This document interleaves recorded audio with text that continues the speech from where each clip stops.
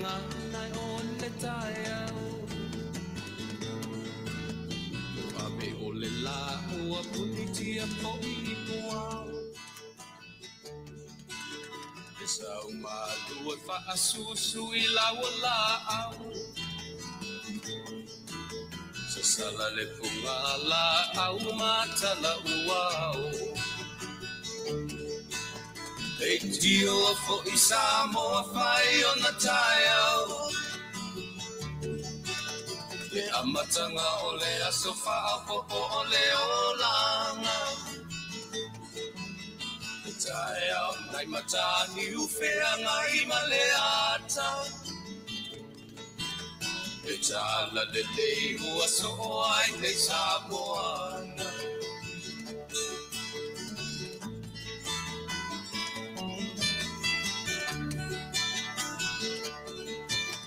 So ti tau fau le sua malie o le vine ula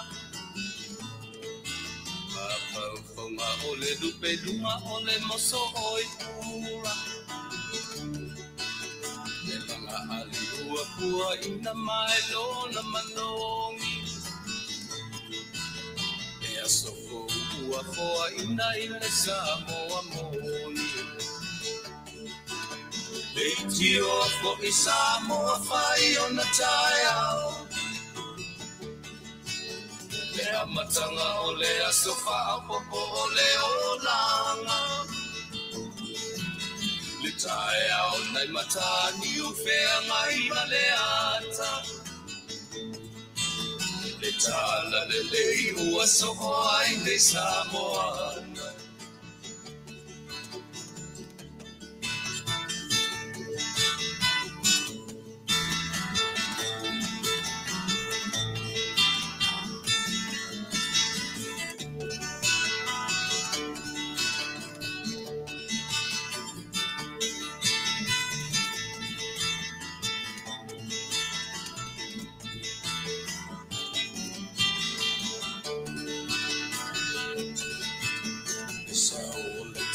Awa mo malie I maunga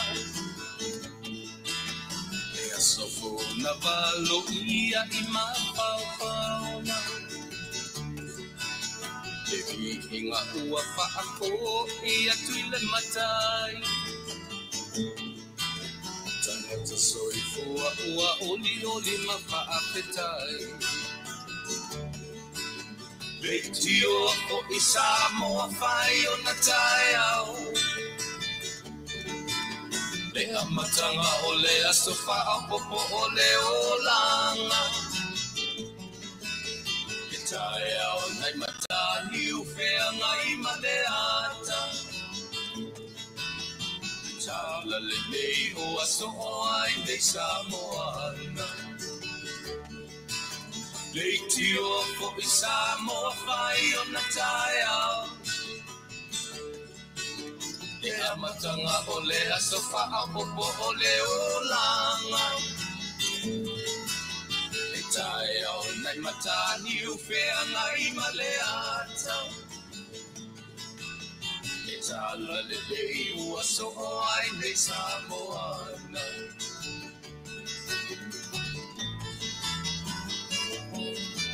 Ya, jadi jatuh dua Samoa le tua Aku dia ngata ya pa Te au masani ya tatu tua matatu nanga Ua leo vai tu tatu temi ia ua Fasuma limini te toi suma limini te tali tu la fitu le fiafi Ia o lea le asolona lua ne taru ona toe tau amatalia le tatu tua mana o nanga Ia pe o ananafi ia o na usau matenga due ia man manatu ele fataun peta ia na matatu e lava tatu tua ile asona nafi lautou au na masani ia ma le au nanga lo si fonga tai fo ia o te toe tau na lautou pa ia malautou manusa mo ile nei vaenga o le aso lona lima o le masina toe masina o le tausanga ia po o le masina o te sema Ia o le inga ma le whaftai e fo I lo tātou tama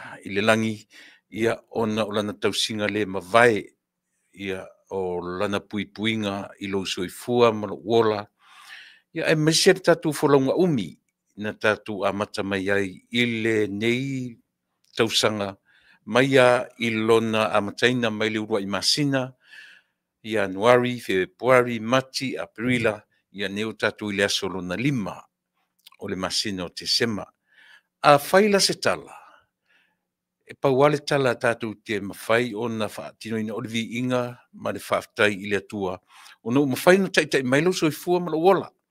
Le ua tatu le vaitau o le whaitaunga whape o aso fia.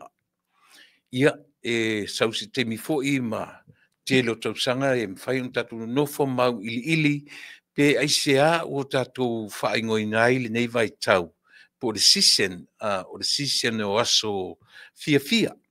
E ui lama, ona e tele fo'i ona tūlanga le no fole lei i le vainga i me tupu i tonu o le vaitau nei.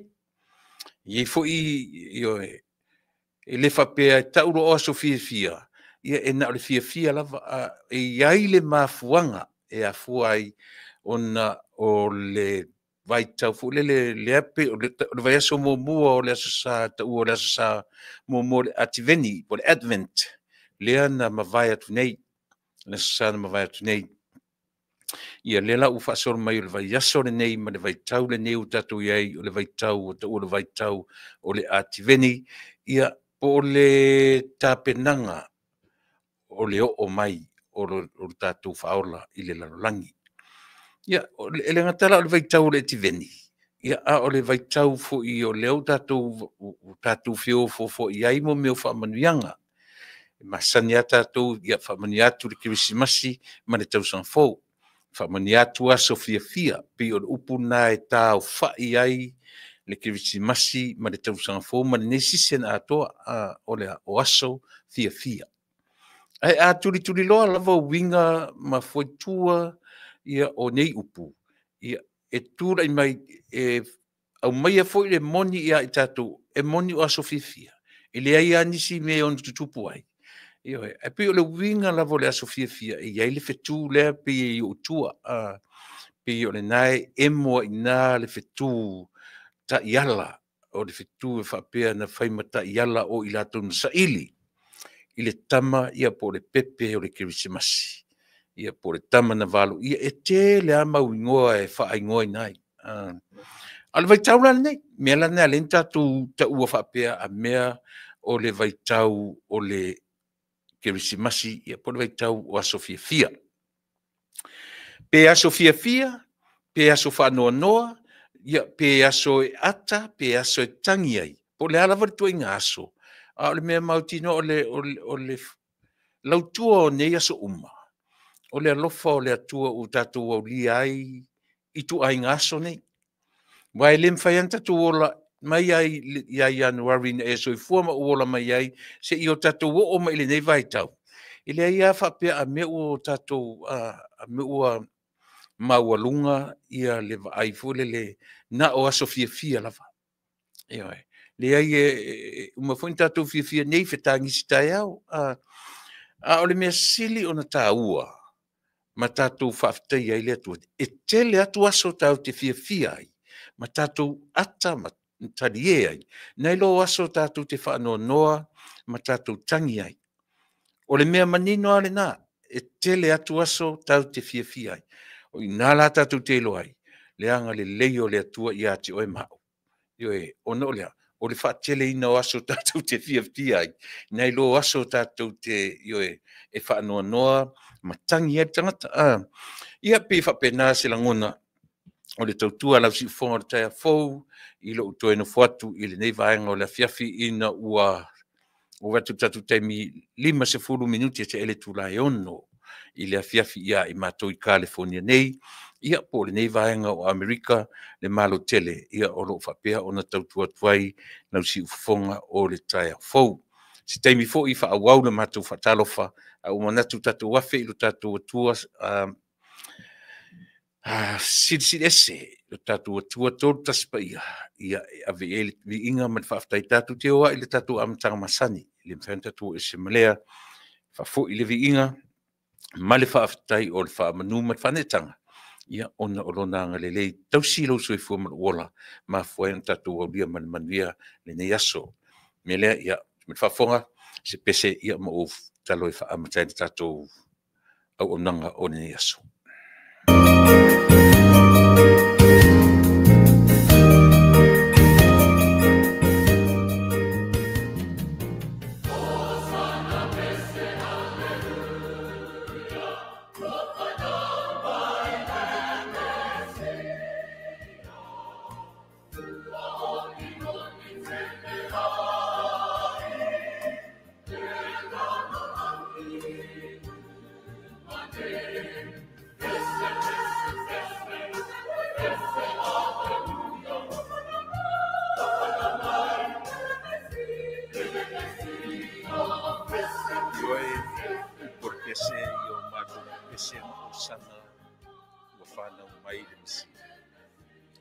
Whaftai le atua lo mātou tamai.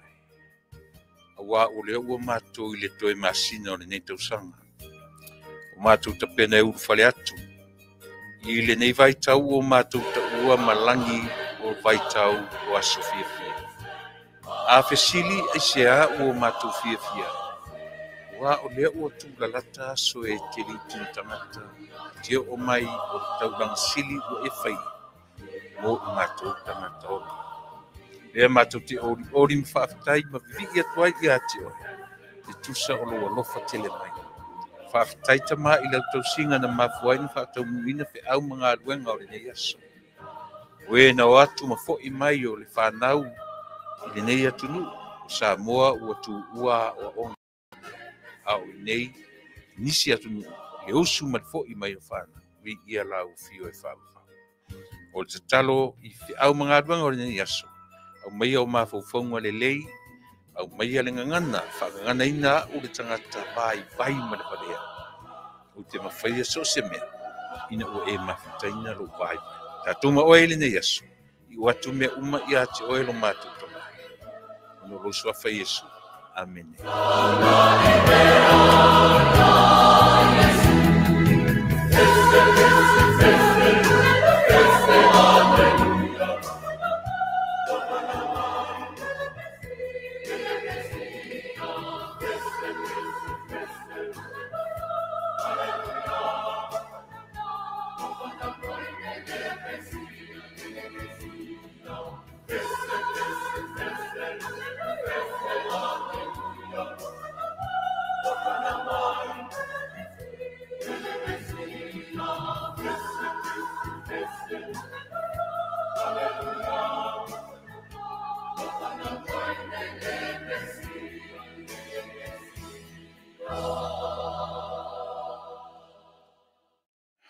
Ioi, o pese pesenga o vi inga o le kevisimasi.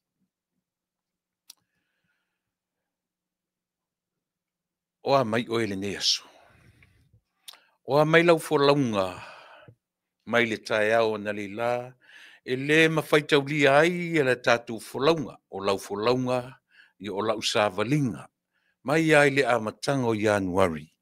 Lea o tātou o mai I le masina muli o le nei tausanga.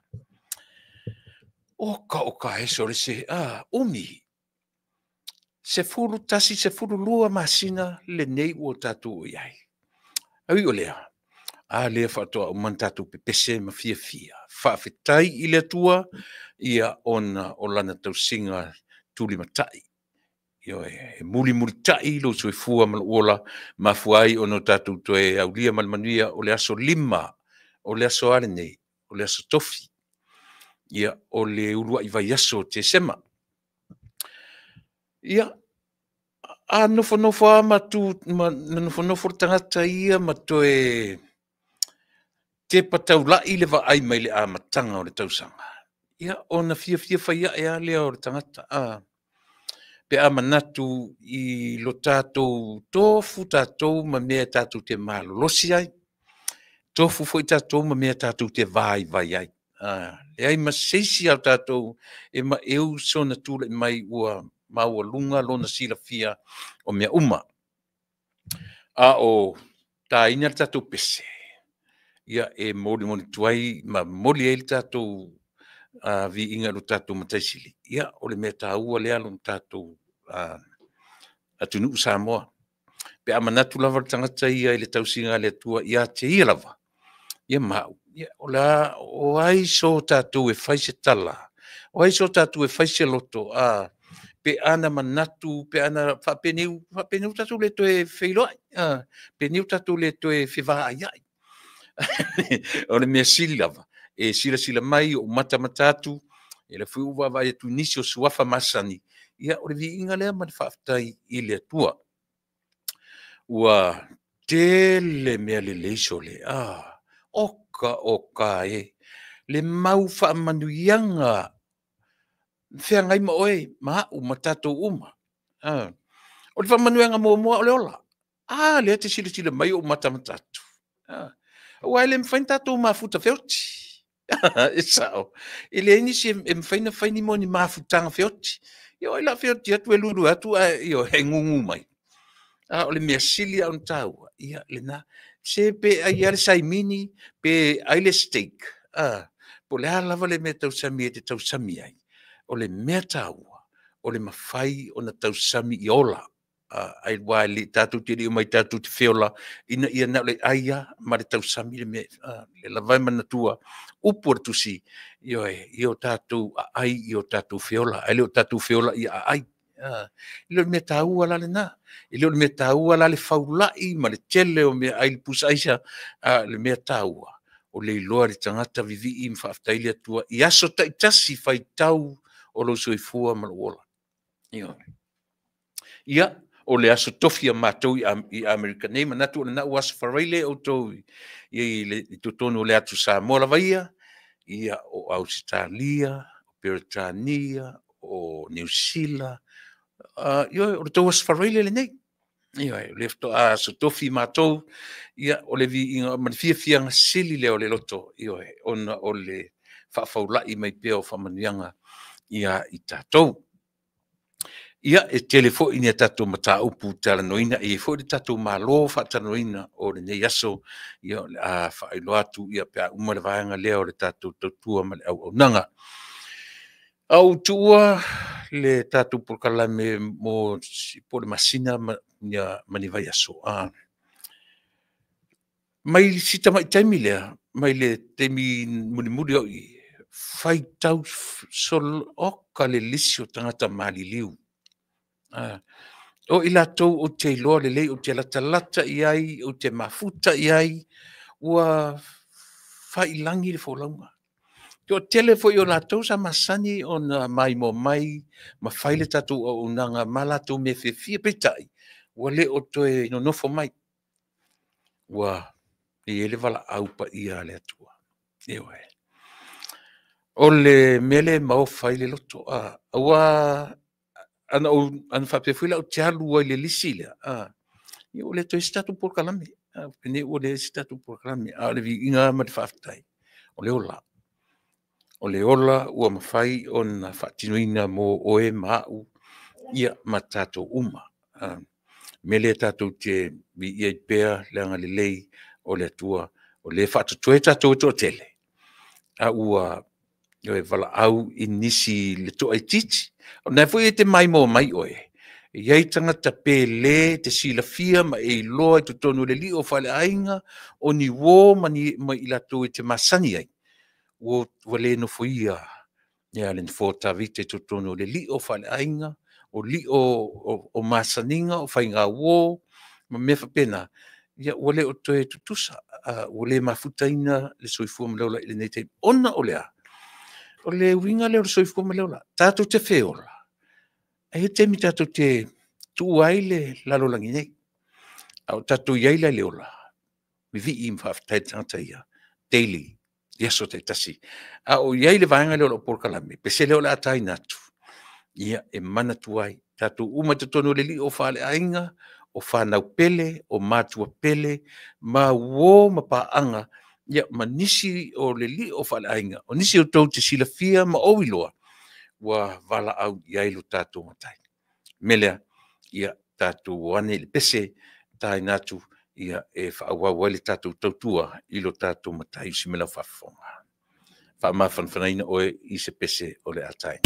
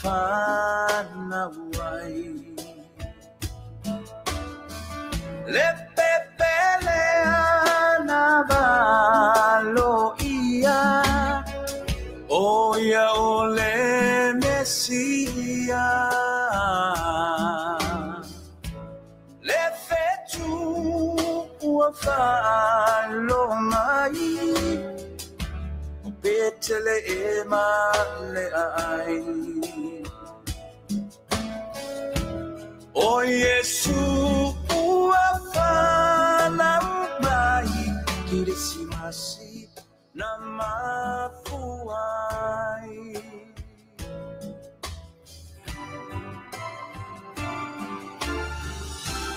Loloto e uafia fia Bese aleluia Let's amale ana fat aliai ya uafana mai Loanga if amanu le pepe o yes Don't faola uafana mai Elisimasi na mafuai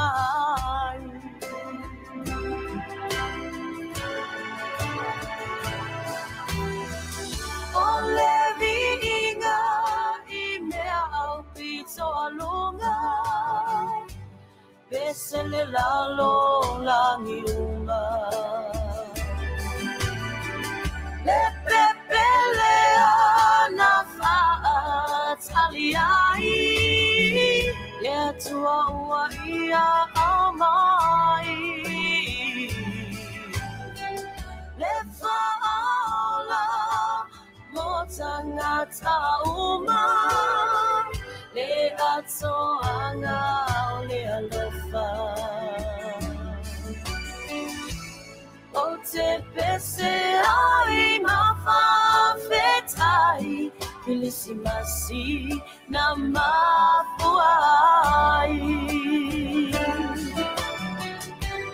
O te pese ai mawhawhetai Pilisimasi na mafuai O te pese ai mawhawhetai Pilisimasi na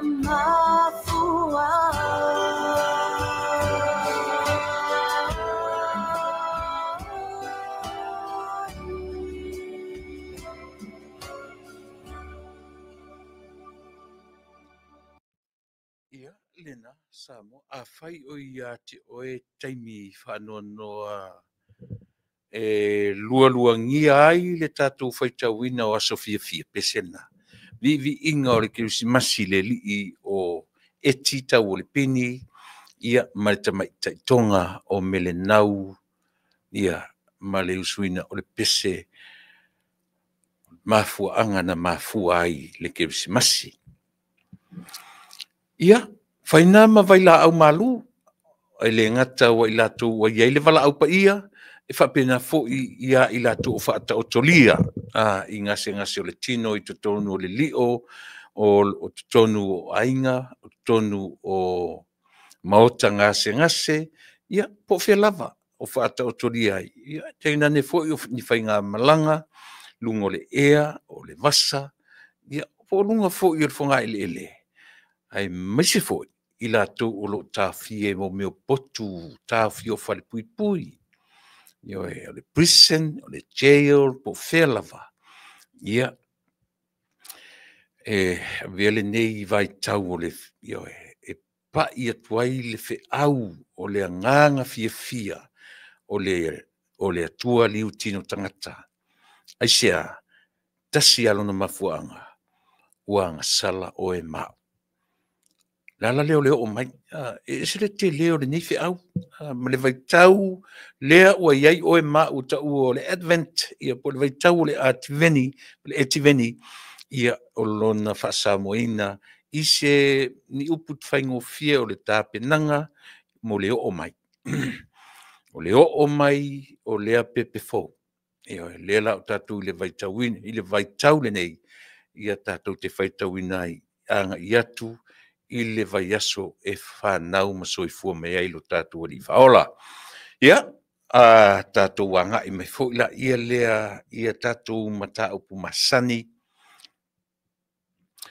e afua i o tilo atu le fetu le pe le fai me le background o lo wata ia mamau tot la itina e tu mai o tua mo me fetu a pe o le pongi sa a o le fetu a o folau io e makoi e le lo tu tam tau o tala na tatou la i ti mai a o fa matala nei tala o tala o le au makoi ma me alofa pe o me alofa ia ua pe ua whaanumera ai tangata na oe wa ai Yesu i le vainga whaatusipaia o le pulumuro o le auro o le muro ma lea lipano io e pe o le whainga e toru 3 pe o whaitawina tuai ma makoi io e o tangata e pe le whapena le whaitawina lau telenga io e pe ua fua inu mera o me alofa io e ia e taipe o le telefone le whapena o na watu makoi nei tau i le pepe i le afoi pe o le ata le tau te whaitawina ma tatou mai o tatou mawhauwhau o la iti lava ina o tatou matutua e ma tatou wa onga ma sa ili le tangata lava ia ana sa ilinga taitua tasi manatua o le o tatou le vai tau ua fale a onga me uma o fea le mea e te alu iai e te fale e o ai lo tala no le sangata e te aonga e lea foi la u fa lau tele ina le soifua o e ma u i mea nei tau penga ta wha ilangi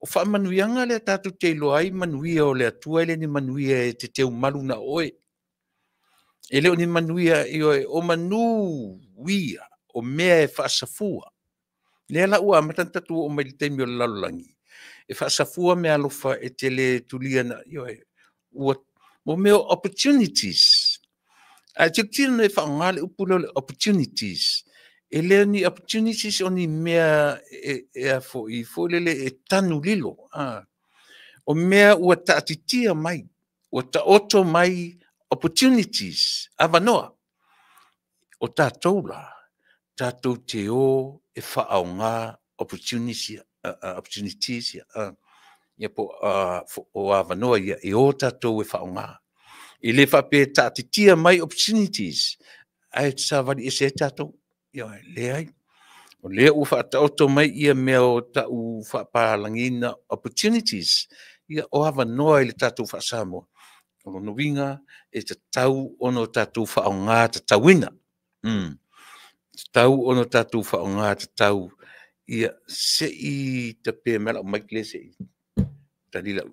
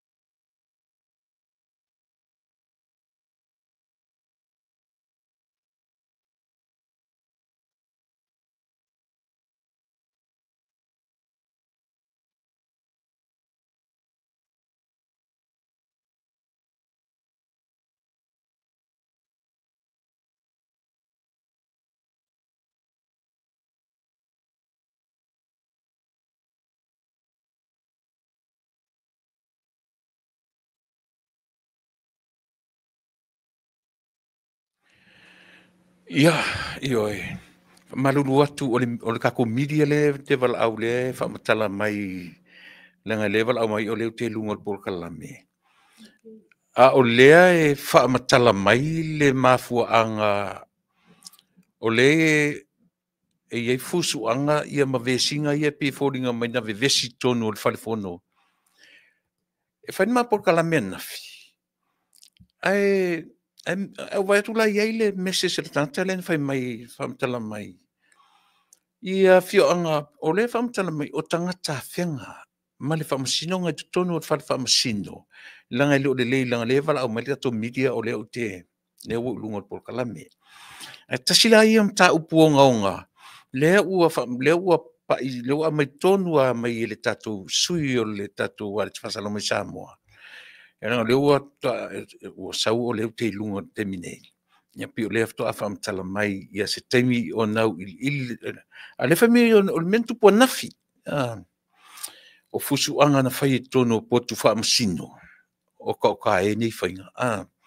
Ia tātou te o iai i se teimi o momoa. Ia asi tau whaumatura o tala i tāua o le sisen nei tātou te iai. O te toeftia pa ia i le mta upu le whaalau te langa i tele se teimi no o tala noe mta upu le ana nafi. I le mta upu le o fetu e lima. Le il fetu pupula le te vai mai utua. O le mele le ne tele la utala noe mele o le natura o mea. Ma natura o le atua soifua. Ma le natura o oe mau. Le atua soifua la lea. O le vai nei tatu le atu te whapea tatu wa ai e le ngate Samoa. O le lalo langi ato le fu wha ingoai mo meo o hotels. O le hotel i si hotel e matautia lona matango fie. Ma lon na wha ingoa le o le 5 stars hotel. Ia po le 4 stars, 3, bi e whailonga whapena. Bi o le hotel tito sili ala no mana ia. O le 5 stars. Te tilo lai o tua le te whai mo whetu. O le lainga o whetu ia te tilo me e o al whetu pula le whapena muli ei makoi. O tātou tangata Samoa, mai ana mua. O le latau ola lea. Pe te alu le vau, pe te alu i lunga o le ocean, po le sami, e iei whetu ta iala. E lātou te ta ia, i lātou e whaiva, o tangata fōlau, e iei whetu o le langi e ta iei lo lātou ola. E ta iei mo meo fōlaunga. Ioe, a pe whese ta i fo i le vau, e o le pōpo wheme iei e wa ai tangata fōlau i whetu. Au i fo la whetu ia, lea lātou te mau ai whetu ia lima, lea na utana noi na pō. Whetu e lima e whailonga o le sa tauro.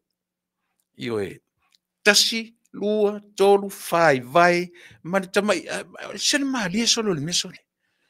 Pe e whaale i longa i le vai. Ai, o wheo, le tua vale a. Nai e tamai whetu pe tau pula. Ioe, maali e, whetu lima lea. O te nau o te toi whiata noi ai. So le langa le ni mea whaatupu. Ele ni tala fo i e whapeni tala whaatupu o tala moi o mea o le natura o le atua soifua. Ai vai ne la tatu whaitau le. Oka e sole. O te tele lau tau tala i lo vai tu le whetu lea. Ma tala o le tuspa ia. Le foi ua oanga i eisi tangata masa ili ma ese fo ia la tu. E tatu te tala noa i mea o le e wha mao ni el tuspa ia. I la tau e toa toru na muli e sa ili. Whai maila le tala.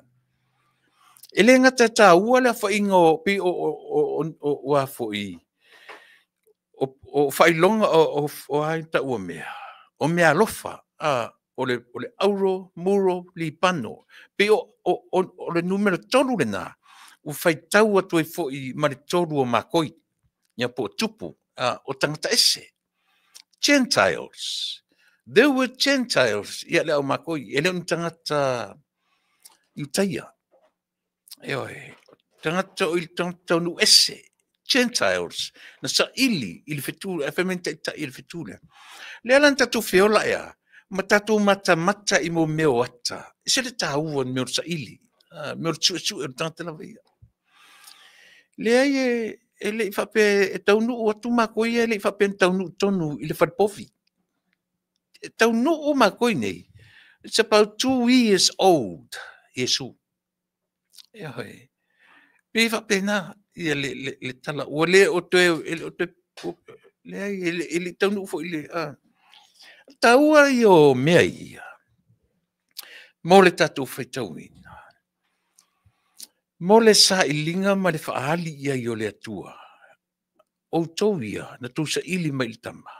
Au tu e foi. Sui le awala tu te foi ai. O nei tala ia. E pe e wha matala mai ia I tatu. I mea e ta taun tatu ia I le olanga nei. E te loa le lei ai. O mea lo sui fuanga I te loa tangata foi e sen mele taun whai ai. E te tauna sui le awala e te ui ai. E pe o tatu whainga malori. E te longo fia tangata e o mumu tau taratara noa whalili whape o mele whape. Kangaka e ama e whape. Whape na winga o sui fuanga o le olo tangata. E tau pule na o mai lola ia lea tau whai e. Ai ala lea nganga o le tu whai mai sui. Sui le mea te ui ai. Leana whasino I mako ia. Loa le leia e le tua. E tue, me lea tua. Aua tu te tue fo I a herota. Sui le mea tau te o ai. Au tatu iai le nei vai tau o tau sanga. Vai tau nei o tau sanga e te le afa matalanga e whai iai. O aso fia. O aso tele na tutupu ai wha lawe I to tono le li o le aso fia. O aso marolo ai fi au mga luenga. O aso e tapuni ai mo meo tusi o company. E tapuni ai tala o le tupe so se whainga malo. So se company. E whai ai fia o company o ainga. O nuu. Isa mola vaiga. O aso ia. Te rope o le to e whaia nei vai te. Ai nuu. Pei o le vai tau le nei e ta pena I manuao. O manuao a mo meo e kālesia. E maisa le kālesia le metisi. O te tau masani ai. Ia e iai fo I nuu o. So le iai isi nuu so le vai yaso ato. Nothing but fia. Happy. Mo meo po ula. O po e ele nuu leo whanga I sa vai. Te le lopo whai tu lou le nuu le fioanga. Le nuu lea. O yeso le temi wa matou fasale le anga. O le nuu lea. So le mai ai le si vai yaso ato. Nothing but fia. Siva. E ma sanina whaila tō mea a whai ngomea. La au kirisimasi. So le, e fuo la au kirisimasi anu ia. Pi whai tau vanga o pisupo ono pauna. O pusa moa, o pusa apa. Ioi. Vai yeso le. Vai yaso, tele ope vai yaso ato, pe masina ato so le. Ilea foi nu, o isi nu. No o foi le nu leo sa na pu o le titia. O ye na mau ma si o tau songa, na mafiola fatas. Le li e sofa ia laulala. Na le no o siontina ia o le lo mtu o so nu mai le fio anga o sa na. Na ma tu ala ma o yaso ma la iti o ma o turanga lua. Ia na ma holo le sa na. O ila sana pu no va ai ele mo le meo le kirikiti mai ale tai au tau de fiafi. Io o le vai tau nei. O le simena o mata wina ia sana pu mo meo ai singa. Ia ini le sa le fa ili fo le matangi ma sai. Na o mata I yanga tu manga. Le ala ele me fo le o tu manga o anga I fanua ia le anu. O ia Sofia e tau e tuli matai le upu o a Sofia. Sole Na le malama ne ale tai au, fai le umu ulu. Pau al me i ele ulu, i ele me, na fa, e alu ele so ato, ai fia ta alonga, mai le tai au e tau le fia fisole. O ova ai e mau le te moni mawina, o mo me o aisinga, mo fa ili fo, alu watu le aisinga, sau le aisinga, e te wa ailan me mani e jole. I ti ngana watu e se ainga o laila lafili na ainga le tae au. E watu ape pese ruma, a tātu ala le pese o le aisinga, ele eise me alofa. O le routine, their daily routine. E alua ia fa pena. Pa me, tasi le pese le vai atu ele ngai ui mele ainga, me ile si ainga, me pena sole. Te le lopo to e tupu ine yaso. O te le loa po to e tupu ine yaso. Au le winga leo lau tala sole. Ese mai fo ile ni vai temi o tato iai ia sofia fia.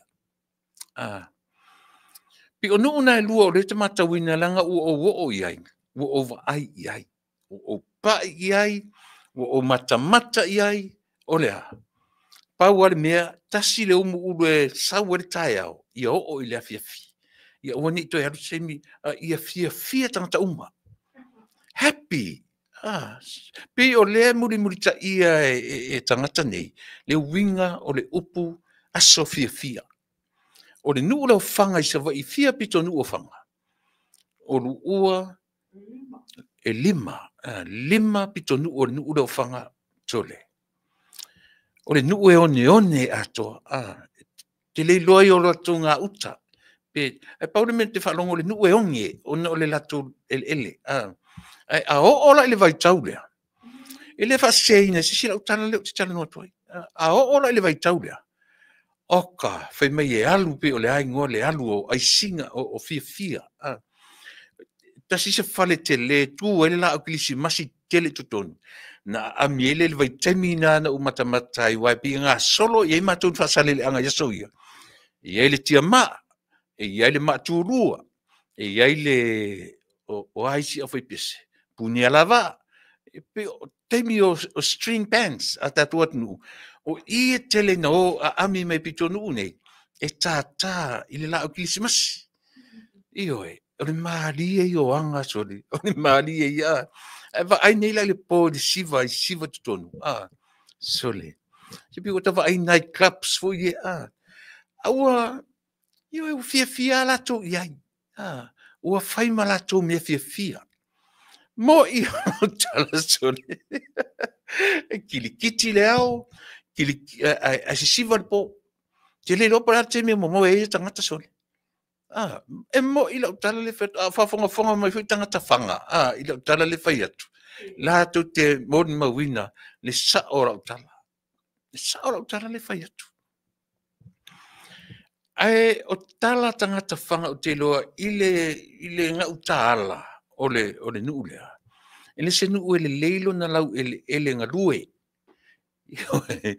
Ele se le ten. Ia pi e whapena winga. O winga i o lo tatou atu nuu i vai taule nei. E le mawhai na whaangaroina. I tūranga whapea. Ia pi e le mate le lau tala le whetu. Ma le whetu lima. O umana u tala noa na nafi le mea lai o na ta ua le mea o le ta u le whae longa na maliwa Yesu. O le al whae longa. O le whetu lima le o le whetu whaamatala ma le sa tauro na maliwa Yesu. E leo se toe sa tauro la o tauta waisisi. A le sa tauro tu fua. Na uma lona tu fua tu nga mau. Na uma lona tu fua sa tauro. Tu fua tu nga mau. O le whae longa o le Yesu tu manuia so malolo. Manuia so fia sa moa. I le nei vai tau o le tātou le soifua manola. Tāle pese, foi mai, ia tātou anga i foi lea, ia tātou mta upu masani, io e usi mai le atunu sa moa, ia se pese vavai ai foi o le tātou totua male au ona.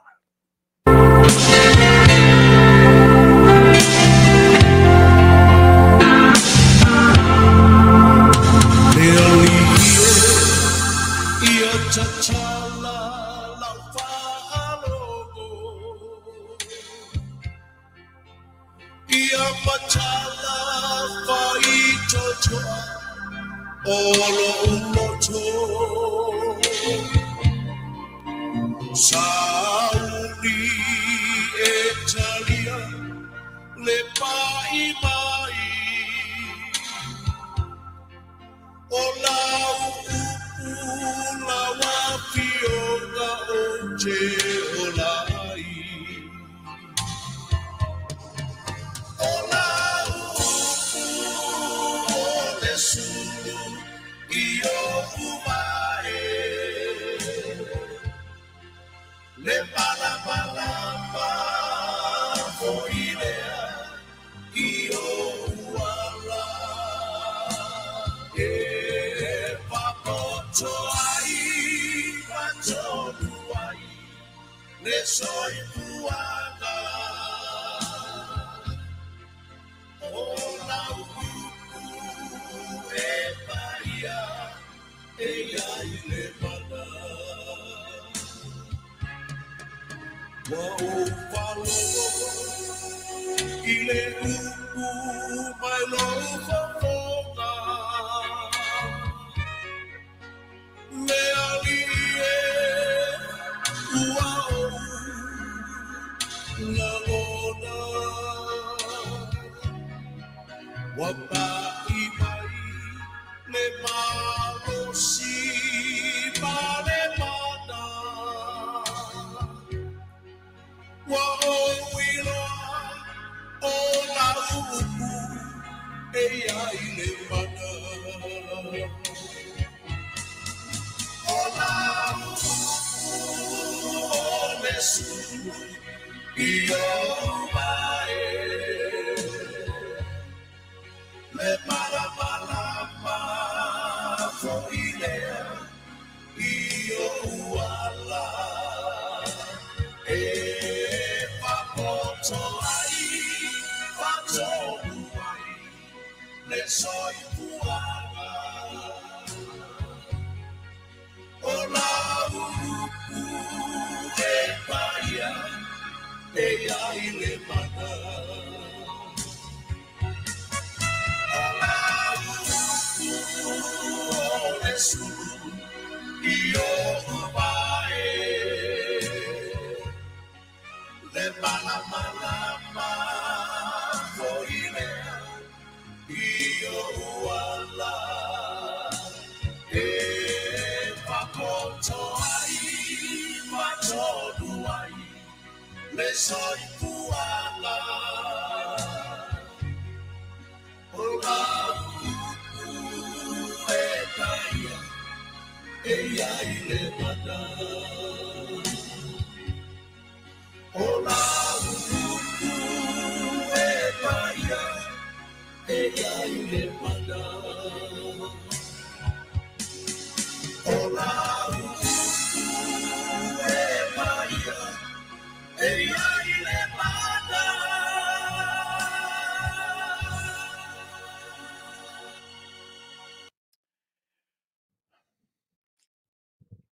O lau upu e paia e iai le mana.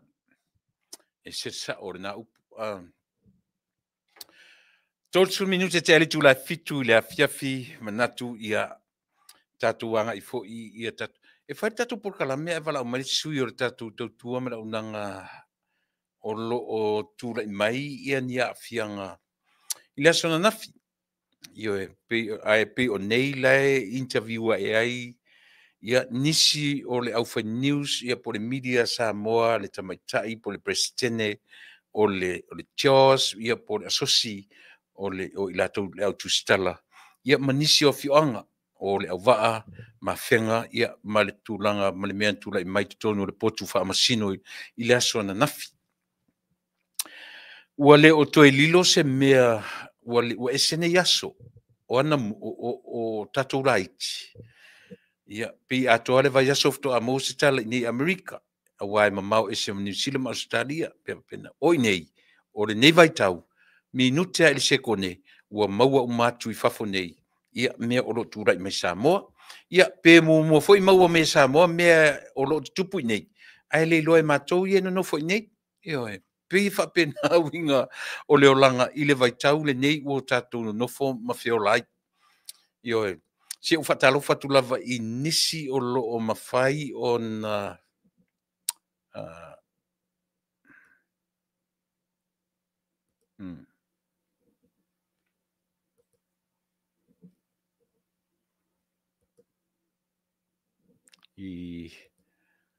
o le maua atu le lisi o tātou comments. Ia. Si o whatalo whatu ia Letisio. Aso le maso nei. Ma nei ala vaso ia e fia fiai. Letisio malo whaftai pen whasavalu maftamai. So e fuamanuia tu lepa whaftai tautua. Ilo tātou nu whamanuia le tua i lausunga. Whatua ia male no whaalo. So very happy you are back on. Watching you from Yuma, Arizona. Ia, malo whaftai pen. King T. Malo King T. Ia o paanga masani. Ale tātua la leo o lo mawhai o na whelo i maline vaenga. O whaitonga so fina ana kose. Malo ana talofa, whatalofa atu le tautua male o nanga i ati oe. Whamuina ulaula. So i fuamanuia, lausunga il whatonu. Le la leo malo si mai USA. Ia lewa le toe whalongo. Ia i lo si ufonga. Ia malo whaftai. Whaftai whamuina.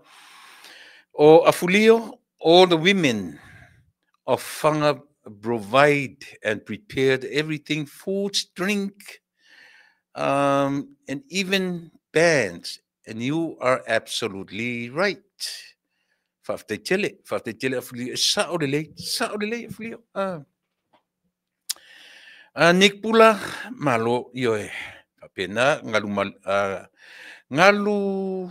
ngau le malie o Keith. Ia o manatu o Hawaii. Ia o laumua tasitoa talofa laumua. Mark ai ulu malo le whatasi mai ili nei vaenga o le aso. Nick Paula. Yoe, Paule mea lea ua kupu i le vaikeiminge i Samoa. Koea o le kaua. Astui matangata Samoa i le fia pule. Isole, ua toe lava o le kau ai iai. Yoe, ia malo whaftai. Ia whatalo whatfoi apo a iolupo, malo whaftai. O Mr. T, whaftai tele, ia le whelo i mai. Ioe. Yes, sa o matamata le interview a le tamali'i o le au waa e winga i le whamasinonga. Sa la toe aveina a whenga i le tulafono. Sa whaonga upu le maalofia ma upu masoa. Tau aino foa i tonu o le mautafono o Samoa. Ua ese le mea ua o iai whamasinonga a Samoa. Ua le maalilia fioanga whaaiunga a whamasinonga. O na tutupu ai loa lea o le misa i vā o fioanga maainga. E sa ili le ami o tonu ai le se moni se whaaiunga. Oka o kae le makaukia. Matatu o iai. Ia o sau leola mala ulu. Ioe. Lo mawhata mai Sydney, Australia. O Nick Paula. Malo. O le nature po le natura o le tangata i le o langa i mea ia tātou te whaia matutupu i le lalolangi. Nā o le tuspa ia lava o iai le talaanga o le tangata maleanga sala. God bless. Malo whaftai. Whatalo whatufo i vao tuli malefasi. O fune la faele, ana peleti, talofa ana, mawhana mai Sydney, Australia, mawhana mai fo i siana, muri talo vui te vanga. Ia, na, malo whaftai, le whelo, mai teo sualka, e loa ili nei Melbourne le fetu, e lua lea e te saunoa iai po manino, ia, le lei whaftai. Tio se leo te whai atu whetu fo i popula e lua, le pi e a fo i enka, pi e a fo i enkola na i le manua fo i le leo Yesu le na tui le tau, le tama i whetu tau pula pula. E tau rola wa i whetu popula na e lua, e loa lo le whetu lima leo te tala noa tuai. Ioe, e manino po le ale tele o mau whetu whepula fi. E tūlanga ese ale tū mai o le whetu lima.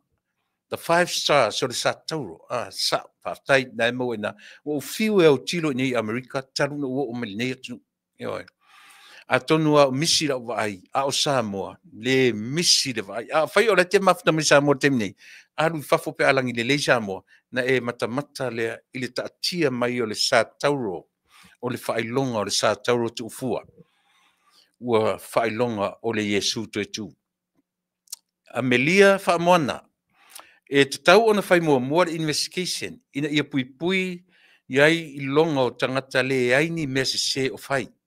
A mai a lola investigation ma maua uma I ngō tangata na whaia sori tū la fono ona au mai loa le iluma.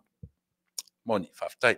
Iu peli muli pola, ma lo whaftai, ia whataru whatu tatu tutua mna. Nanga Mika Kalepo, a inga whaalele Smith Ulberg, ma lo whaftai, opportunity is not that in the scripture to use it wisely and choose it correctly. Yoe, pole halava le tu inga avanoa. Yoe, ole avanoa. O mea o avanoa ua au maia ele atua mo I tatou whaonga tatau. Kalala sa tele tai Long Beach, talofa kalala, ia alofa atu I ainga manui aso malolo whaftai le whelo I mai. Nu au Salaropati, Anaheim, ia malo, ia o tamaitai California, uma tamaitai nei, te wawa tiai, lalo toa tia leti sio to ngā whau, King Tiso I Fumanuia, ilo sunga I lalo o le malitoa, sole, vi ia I pea le lofa le o tatou atua I lo soifua ai mese Samoa I le sila whaafonga I le portana ia whaftai tele la whaftai le whilo. Mai JJK o paanga masani Sam Simaile I oe Amelia whaamoana ia male to tele o tatou a o le pa ia tu iai ia whaamalie. A inga whaalele ia. Ia sto whaafonga Samoa le mele utula I mai.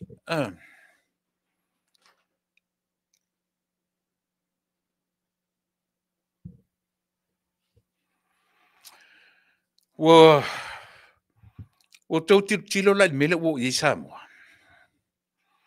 O tau I lola le mele o pa I Samoa. O le whaavasenga ina me whaiei misa. Tatia ia o fufusu ta maiti vai mele la ngai le tero tale te mitia onga. A o ni talafo tatu tala I wale mafau ta mitia onga le vivesi ma pisa I le afo. Well, the masani look for kids are kids, even though they are not kids anymore. What a mitia onga. What a mattua. Ua fulfulua. Ne setala. Alu le tuspaia. Ua tupu, tama politene. Ua tupu fulfulu. E lele anga tala. Aua tu te fa winga tala. E fa matala I le tangata ua o I tausanga o le soifua malola. Ole nā. Waila I tangata I o fufusu tono o maota o whamasinonga o le atunu. O le tumutumunga o Samoa o lana potu whamasino, o lana whamasinonga. Lana mena utulai mai. Ua.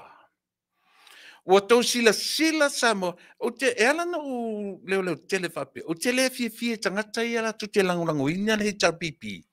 I le tūra whono lea. Tūra whono lea 2020. Tūla whono lea tau mawhai lea tu le malo fou. Ia toi whaafo I Samoa I lana tūla whono nsawai. O whanua maswafa. Wa tau tilo la o tau Samoa. O I ta oto ai po o whea ta tau te o I ai. O I le ta oto ai le whewesi I o le atunu. Mea ia. O le tangata lena ta ita ia le malo matangata o lo muli ia I tōrua lea. Li moni mtulepa. O tangata ia o lo leanga I malo simple is that. E leo se tala whaatupu o le tala o tatou ai o lo ilungo le ea o lo ilungo mea oma le tau whaaleanga o le tau whaavalea ma le tau wala. Lani mele o tatou ai. a lele ua misa tangata i tutonu o le fale whaamasino towards. Ia, o ai a ngai e mea. I le whaamasino ngā. Ua. Se sele mea o lo a fuafua tuai e tatou polokalame. Io e. O tangata ia o lo whaaleangaina le atunu. Tangata ia. E to lua le. Io e. O tūla fono ia na pasia mai le tainga tangata lea. Luas furu. Le mele na tau mawhaia ia le tangata lea whai pule i sanganga mua po sanganga lua. Sanganga lua. E nofo i le hita pipi ona o le tūla fono lea. Ea, o whanua ia. Ava aile le i whanua ia. Ma tūla fono ia. O itonu, le o whanati nati lona whainga. Ai le toi whafo ia tūla fono mena iai. Le o au mai tala mai Samoa. Ia le o whainga. Ta lafo upulenga. Vau. Ioe, ito tonu le potu whamasino. Never happened before. Le i tupu mua i Samoa. Ioe.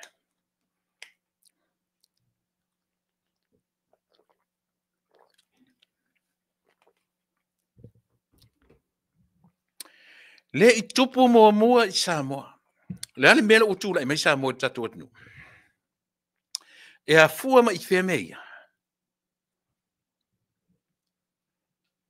Whemea ma fua mai mea. E a fua mai lunga i whainga mata i tai o le tatu atunu. E a fua mai lunga. E le se sela utala. O le malo i le taiminei. O lea ua tamwhai. Toi wha foi tū la fono Samoa i le mea ua fia se lautausanga. Le aini mea o vivesi ai. Wa nei le mele. Ele fa pe o le taimi o le fast. Na fa pe o le fast na mafoi me le ai. O mea na fai ele malo talu ai. Ma lana tū la fono. Lea fia sofia inu uia ua palu ai fa pea. O va le o va ele atunu. Lea ua va ai ele tatu atunu i mea o lo faia ele fai pule o le tu malo lea. Eoi.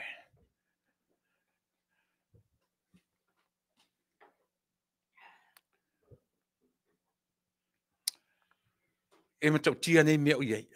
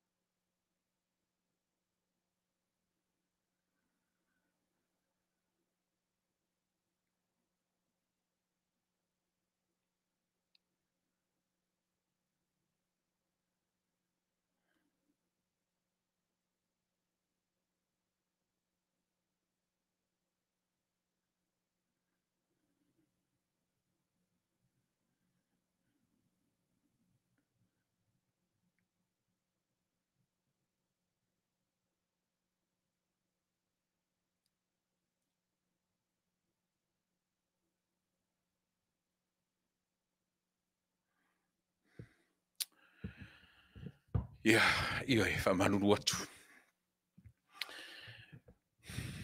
E le longo le lei le fa longo tala ia o mai tatu atunu. O le mea manino Samoa. O le matango fie. Po le ama le mea le ua e fa longo ia i matala po a fuini fa ni tam fai fa matala matai o fi anga ia. O le malie. O le ai se matango fie i le va ai Samoa. Ioi. E iei tangata o tatu atunu ele i o tua i Samoa. O alo mawhanau. A fai nei lai matamata tu alo mawhanau o le atu ele i o atua i Samoa o leo tu lai mai mea ia. Ioi. E saule mata avale nei e mateo mai le. I text the kula o grandaughter. How old is she? Very young. my granddaughter, fesili fia malama I lona ingoa. Io e fia malama pula mena fa ingoa I pula ale winga lona ingoa Samoa. E manaia, pat o le winga la utala, o tamaiti e ola I fafonei, e le ola I lalo e ola I lunga. E malama what's going on here and there, especially in the Indian native country. Ilato original country. Even though ile yolam fana wai, e fia malama, o a mea lai tu tonu o whapi le winga na nan fasila lo granddaughter, ile mamainga na nei. Fe mei whamatala atu the story behind her name. O tamaiti, o lo ua whasoro ina teen lo granddaughter lea. Ale, o ta te ia na mamai nei, mele text, e mana o fia malama, the Samoan story behind her name. E malama, e fia iloa. O le curiosity, curious, la ngona o tamaiti. O foi la ina matutua ta miti fesili sole. O whainga I o tangata o le tunu o e mama dad. O le tunu o tātou Samoa, whapea winga o tangata. E fufusu to tonu o le courthouse. E whinau mo fight against the churches. E le malilia e whai unga whamasinonga na o le tam whai fufusu whapena. E whapena I tātou tunu, mam. Whapena tātou tunu dad. Tō tilo e le afianga o tangata I mea e tula I mai tātou atunu. O whe mea sauai. So le saun tamiti whapele I o niaonga o tangata e le ngata o tupu ma tamali I o le atunu. O tangata mautofi vai le wanga I mo meo whaamasino. O tangata one of the pillars, the 3 pillars iai le whaamalu o Samoa. O lea, whaamasino, o le whaamasinonga. O le whaamasino sili, malana whaamasino. Lale mele utato vai ai. Lale mele utato vai ai. O where me tupu fusuanga nulea. O nuu ia, tuanai, a whenga, le au wapo, tu lou suafo o whianga. Ai langa te taunta tu tala no iai. Ai sea, langa lua I lunga. Lunga whamtalanga I lunga o le ea, ma lunga o penga tu whai. E ta taurana tatu tala no iai. Ai sea, leanga te tauna whaiso tatu sao, ile le mawhau le la au iai, tangata. Lea ua o ina le iloa le tatu at nuu le mea ngatai mea. Lea ua o ina whaasolo atoa le mawhau tangata. Tatu wa aila iai. Tato va aila iai. Tato tilo la iai.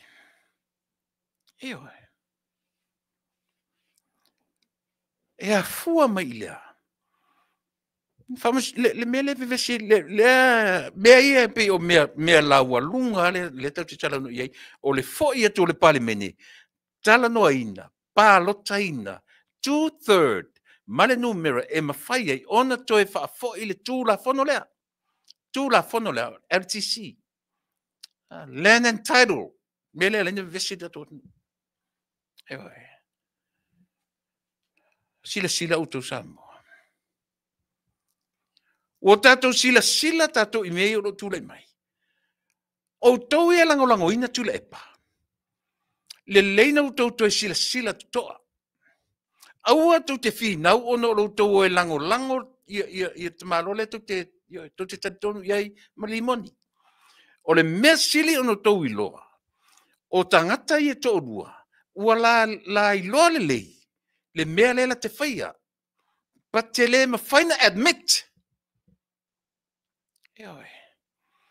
E le ma whaina admit tangata ia. O la ua ia tu leve vesela tunu o Samoa.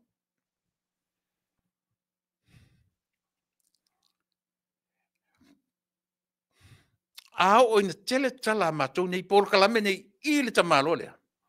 Era ute whetlo tala. O tele whewhes tangata soifua. Ai o te tau tala atu. Langa o te tau o te loa mea tu lai mai. A leo whai atu. Ai mana whana o te minei. A whai te loa me leo te sau. Whana, a sau whana o oti. Whape e o ke leo ki kau ke o mai leo ki. Ai o te tau tala atu e lea. Ia, ore nā. Ia. Whaau tatu leo o vai atu leo o mai tatu malo. Leo a lunga o le tatu, fola le tatu malo le so, leo le a tango tu watu. Ia. Ia. O te patalo fat, o le tatu malo fia ngai male ne yaso, ia o le fionga, ia tamale tata i Meng Jensen. Ia ele fou tu tono le porkalame. Masani na matano mo foi o ia, o se whaiaonga, o le li o whaiaonga o lo ngalue whaiaonga i tu tonu o le tatu a universite le tatu atunu, ia manisi o a onga le kare sia a ia o se o le teitai fono o le wharetupe o ati na e po Development Bank Samoa. Le la ua maua se avanoa le ngata i lona taimi o le ua tangata matua.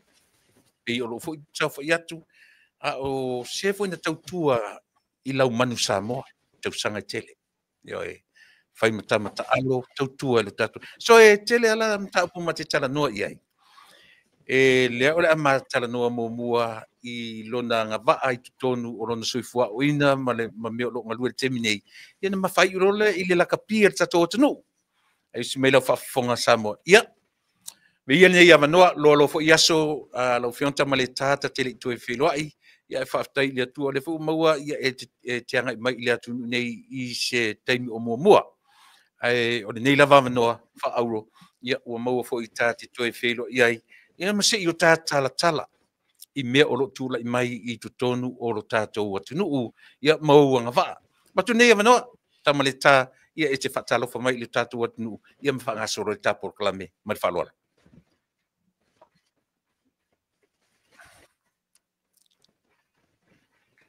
Ia, whaftai mo le avanoa, tūleipa. Ia, matalofa po i le pa ia ma le mago tātou atunuu, ia ka i Amerika, Tue whao e fia le lalangi lo moa mai de, o lo ia ia tātānu o Samoa, moa mai po le tāpou karami, ma tanuanga i lefia, ma tāle pat, whautai le tua o tātou ke doa, i lo nā lepa ma lo nānga i le.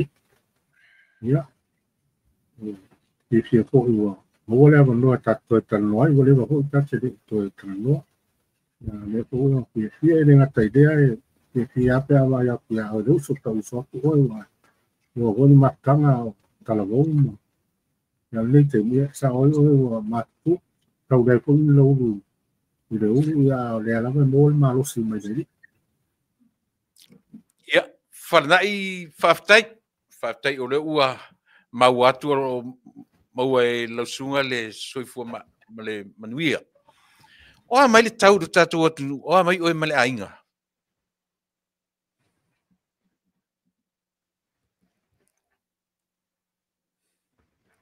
ia le tau sa molo le ia e ia kai me timuai a e ko kai me la ai pa pera lava ia lo mangui ase o ka ko o lo mangui ko ia umale ainga me ia lo fo le tua wa ko ia o ngata mai ti o le maspo ia pa uma ia le inicio vai no le industria ia pero e sila fia ia to lo ko sia fa na o le fa o ile foundation lo de level ya ai pa uno o si va no investe o mo la costitui fa to fa tau son po pe au dia a lo manuia me uma Whaftai whanai. Sem tu ale leia li, ua na ua sori muri vai ia nei o walo. I lo sifu, tātala noa i o wanga waa, o a mata upu o lo fia ngai ia malau fionga tamale tai tutonu o le universite. O le fui te fiso soani i le onga maua lunga por korisi. Ale tatu e whakasa i malo fau. Se tala le vaenga lea whanai tamale tā. I le mo le sila fia ma le whaafonga le tatou atu nuu. O ani mata upu o lo fea ngai ma lo fea ngai tutonu o le universite, ia ma tutonu o korisi a le kalesia.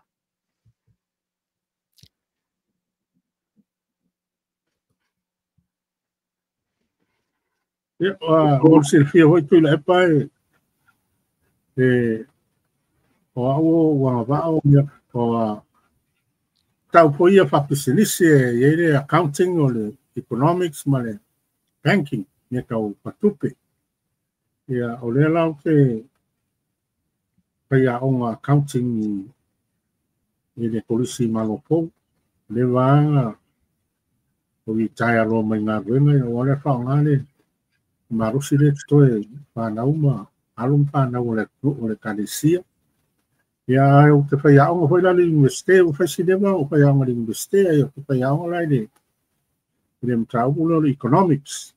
Ia ma le banking studies e wai whai ho i le universite, mea tau patupe, ngā ruenga o pāpalitupe. Te whai aonga ina, i le taimi nei o lasa o wāua.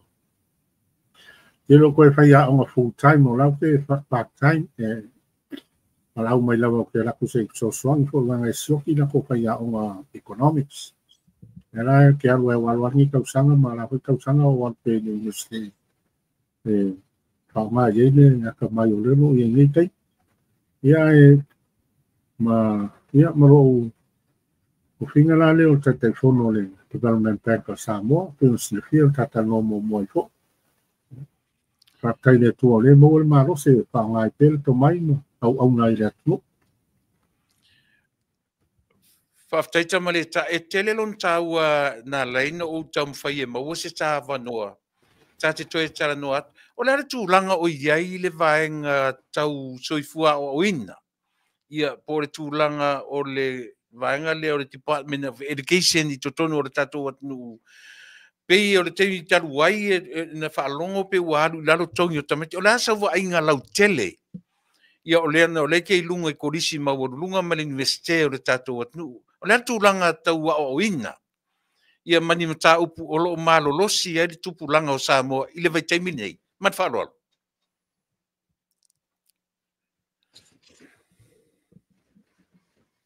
Ia e o maselainga e o loo le lei pea ia onga al tatou atnu e pea o tau whaka. Ua mawai ai ele tusa po de malosi o tamati e tamati ata mai tele e foi nai whanau e vai ia ai o taimi nei o le mtau po o faisi whale tonu e tele o whanau o le taule o le matematika le pe o aso ia ese le leo o numera tamati al taimi nei ia vai ata mati mai laro le matematika se vai a o tele e korisi o Samoa ma Robert Louis Stevenson wai ngai o ye tome te aka mamaia. Ia o na isha nau e tu fasolo le isia o ngale tu. Ai o lo le lei pea o nga. Le lei le curriculum, le lei uma mea uma. Pa wala le mea o le wha maoni o whai a o nga le whai na wala ko ngā ruenga. Ia o na le lei alea, pa wala mea o le lei pea ia results a pea o na masina ia a o nga maulunga ia Polisi o Samoa, me wa onga fua onga ia o Robert Louis Stevenson wa pingi private school. Lei ho ia onga St. Mary's ma ia lei uma onga. Le to ia onga fale tom. Au o le system foi ia kai pe ia o le system Amerika wa fea o poto tele ma maua manoi universite ma lunga la langi ia e ola la to fapo. Le sivaenga ia o poto ai le ausia hoi maka e o ai papo ia le lo whaongai ngai le tato universite o iai hoi langa ko Polytech e whaongai o mai ia wa maua uma bango tamati e pe ana o whaako e pe o system Amerika e awa ele whape o umai i Oxford ma Harvard ma nika mek e hoi a ka meke o idalo isi a o ngai ai ua ia o tusa umama ma e o ingin isi universite Whaftai tamaleta, o le aso sila fia i I le mta upu foi le o ino tu manga I ma le mta upu o le ngana fa saina. I le mta foi le Confucius Institute le fa pe tono le curriculum ma le tatu university. O le asau sila I le vaenga fianga I ma le tatu atunu. Ma tamaiti aonga. E fai ngofia I tamaiti.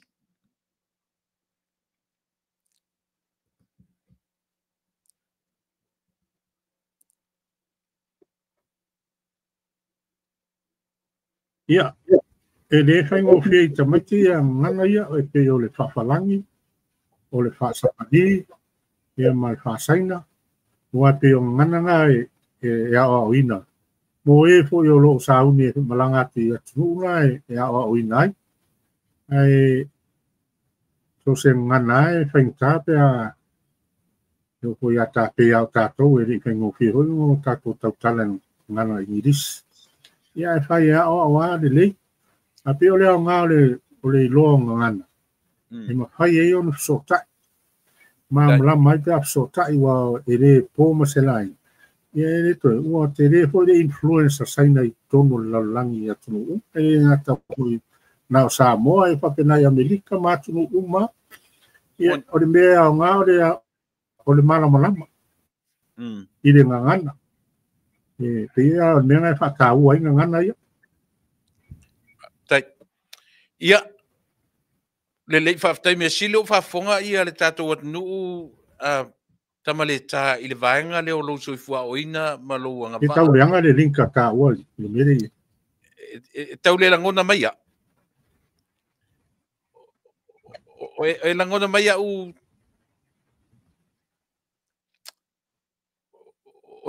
tau le langona mai ia. Se kiki e lunga lau. Ia, leo le longa. Ia, leo le longa. Ia, le whaftai. E pewa le mea kau leanga le linka e whaima. Ia, e mau mai au fesili ia whamalamlama mai tatu atunu whamole tamale tā. Tā mai I le vaenga o le miliona o eo tangata o mea tau o eo tangata o mea tau tupe. Te malamalama I mea tau tupe I lona vaina I lona whaapopo o mwhapena. La sau sila I le miliona, le poloketi miliona le atunu. O au ngā mo lo lava I tu malo. E au ngā mo sa mo e lava sila. Ma le whaangaina. Whamole mole tamale tā.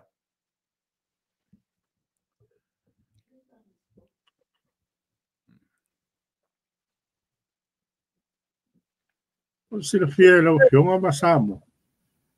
Ua o le 5 miliona le ua koe o le whaapopo le ale malo I langa tupe whaaru tausanga pal tupe. O le matua te leo le au ngā wae o sila fia fo iane mo se li se tupe I lima o tangata ele ngai ele le ola le atu. Wae whaasoa mai ele malo ia mai le whaasoa soa I tu malo. Ia, na ole o le tu malo po feme whaatau mai o loa mna o mia. Na pena. Ia, o na wha ngā hoi le whai pisinise whaatau mai eisi o loa. To tongi ei tangata whai ngā ruenga.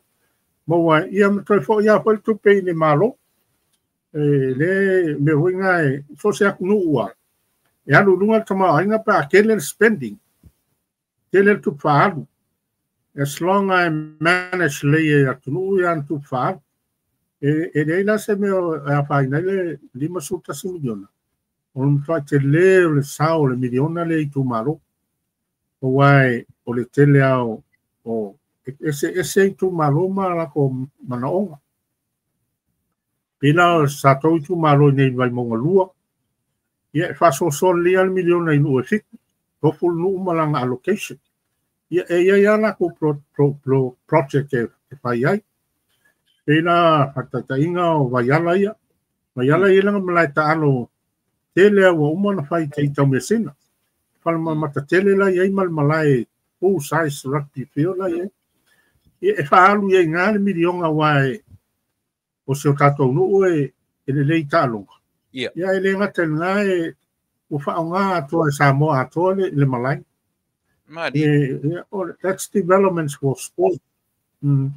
O isi no e ave ni tinam tamata pai polo te ki pare la langa ia o isi no una vai maunga pai la so plo keki o isi vai no se lengi e toi fa aru no i fa o nga e so swani to ngingo pilio tamai foi e lunga i ia o nga maulunga i investe wa o nga i tautapi e fa aru e ila la ko allocations e so swani ia long fa na o lu e le ia ma se mea e Paftai de malo mo ia tupe. Ele tupe sai mo mo me fa popo ia. Ia e aru lunga ia le formula. Tu sa fa tu sale. Le ko le 5 miliona le spend by el malo. Tu sa aru lunga tama ainga ia tulu il tausanga de lua se lau 5 miliona. Awa foi e fa nga ele tulu. O so sa tulu wa ia na sectors ia ka ole. Or household sectors, or government, or business sectors, male overseas sectors. Io sectors umala e ka milo el tupele. Yeah. Ka milo el tupele ia tunu. Ia or me sawa a le se tupelo lima. Ele ola ele taudia o loan paloloa. A le taudia o loan paloloa. Ele te ia tanga finga luenga. A le ngi tupe tanga finga luenga. Ele se tax al malo. Tu sai ta milo al tupe to fo ia fo da tunu to pa solo maida. Ke no ele tau fa ma na ma ma fo yo to inga o vai fa pena uma tulu. Mon. A le se tupe fa anu ele ole e matstilo tangata ma tele ia mo me fa pitau.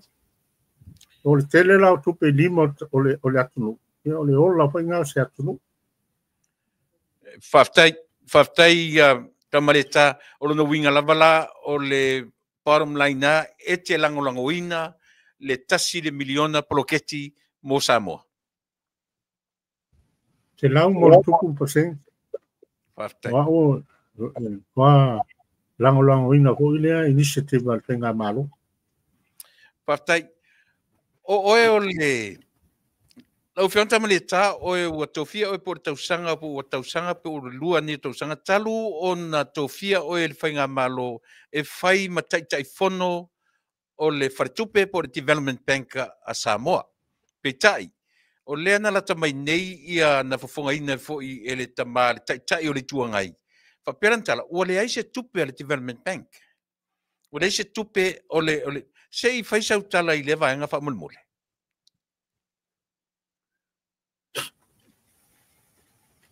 Le fa tai yo kalana stoi no tu le ai olo ia tupe el fa tupe ia e fanga yo ia nga ia e so small tupe e fu la balanga lending por ang tupe fa ila tupe mo e kai me slow ai le cash flow on ta fio fide le banco on longa tupe se to e au mai mo mai fo stupe pa pena fal tupe uma e so se mea lo lang e fua ia e foi tangata atu e fa pena ia so se sia le ai ele faina lo na se tupe ia o ele nga ia mama ia no fai tio le ia wai ia policy se follow ai o la se le ni e fa nga yo ia me tau fa nga yo ia e foi taime e tau fie le bank so no fa alu se le ni fo tupe la mo watu le taime malete ai le se me fo la me o le yo tupe el bank la ngol bank le Development Bank e fa mo le fa nga malo e o mai tupe o shareholders o le major shareholders o le government e le ya se si shareholders na le government le pe o isi banks commercial banks o tatou ye te ye tupe mo ela to tupe ale per tupe yo atina e pe fa mo le malo e mo mai tupe il taimi la nei ele o to so nga au mai ele malo se le ni o le o fa nga le ta mai o le o fainga luenga ma le pulenga fa nga yo ye tupe pe yan fa nga yo ye si fa tupe tempo nei ele o to pule malo si mai le malo fa pe Abel tupere ya ai Abel tupere ya ai Abel tupere ya o tu mai ale fa to anga fainga malo ya umale pule ma directors e fanga yo ye le bank pa tau ya mo sana profit ia wa le po ma se lainga o faisi leva o tausanga le Polofiti Bank ia ele fausia po Roma se aso stas ai o le ai wa ele le improvements le mo fu e toi mo mi isse leni fanga yo ele le ia le bank wa yo le bank e fa mo tu pe vo ia mai lend mai papo ia tu I bank se fa e paro mai el malona au mai dola ia pasa fu e development bank ile atu pa ia mo meu developments ia o le toi pi tasi la developments al bank se pato anga nanga o telefone pa le tonu fato anga ia le ala wa so se mea ia a tu wa ia everything is development ele va pe na la fai fato anga develop po ia inga tasi wa a le a inga ma sectors o le atunu ia o le atunu na ilu le leilon tama ai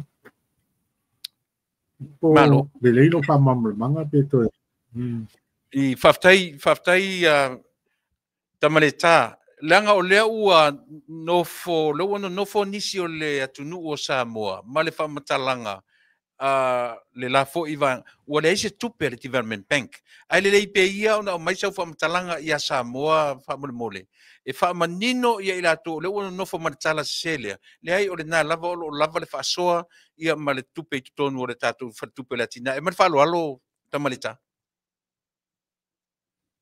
o lo lava al fa so ele so on qua che le liquidity le tono le tru por tupe le tono le o tu tino al malo le o mai tupe ai fa so tau mo le tem ele fa pe ho e au tilo fo I pro keki le o wa re po ma se la ingol ke lo pro keki sa ai wa ele fa le ton ele al fa le ton o mena pe o le mo se Polofiti al bank ai o lava se le ni fa so ele pa pe ho e va ai fo le bank ia yana nga wen fai pe tala fe ngai ne va ia o se miliona pe le ai wa le pa pe ai tangi mai va se tu pe na va kula ia ma ia ia tu sa uma fa tu pe ia inga va ai ko le tu pe mo wen fai no fatin ai pa va me le bank la ngai la titi fo le la pa senge e o fai tanga pe tala fe ngai e va sta un fa so ele bank le 1 miliona na mai el malo fa sa foi I le fai business ia e so ele fontanga le la langi la no Commonwealth le au mai e fa sa fuala o tupela na fa sa foi terms al malo langa mai la lo me vele pe soft terms una ia tam fai le malo e ati na el fai ia business ia ola business o la ile tunu moni na business ne le fa fai ngaluenga tangata wa ding na luenga tangata ia ile la se me tu wa pe ina al belga ia ese la terms o longa al long sai fa nga yo ia ko ia fa tu pe ia mo fo ia Polofiti e mo ile e me foi o tu pe tu lui pe o la va fa so foi la se leni lana de mo mai tu pe tu lui mo mena e re ia mai malo fa so el problema ma I mea el talawhiangai mo lea taimi ma lea taimi.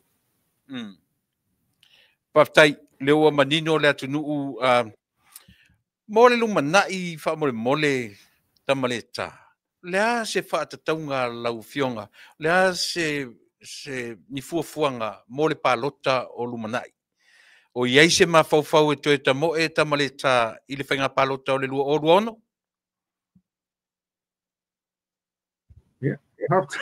Kai amo le fasili.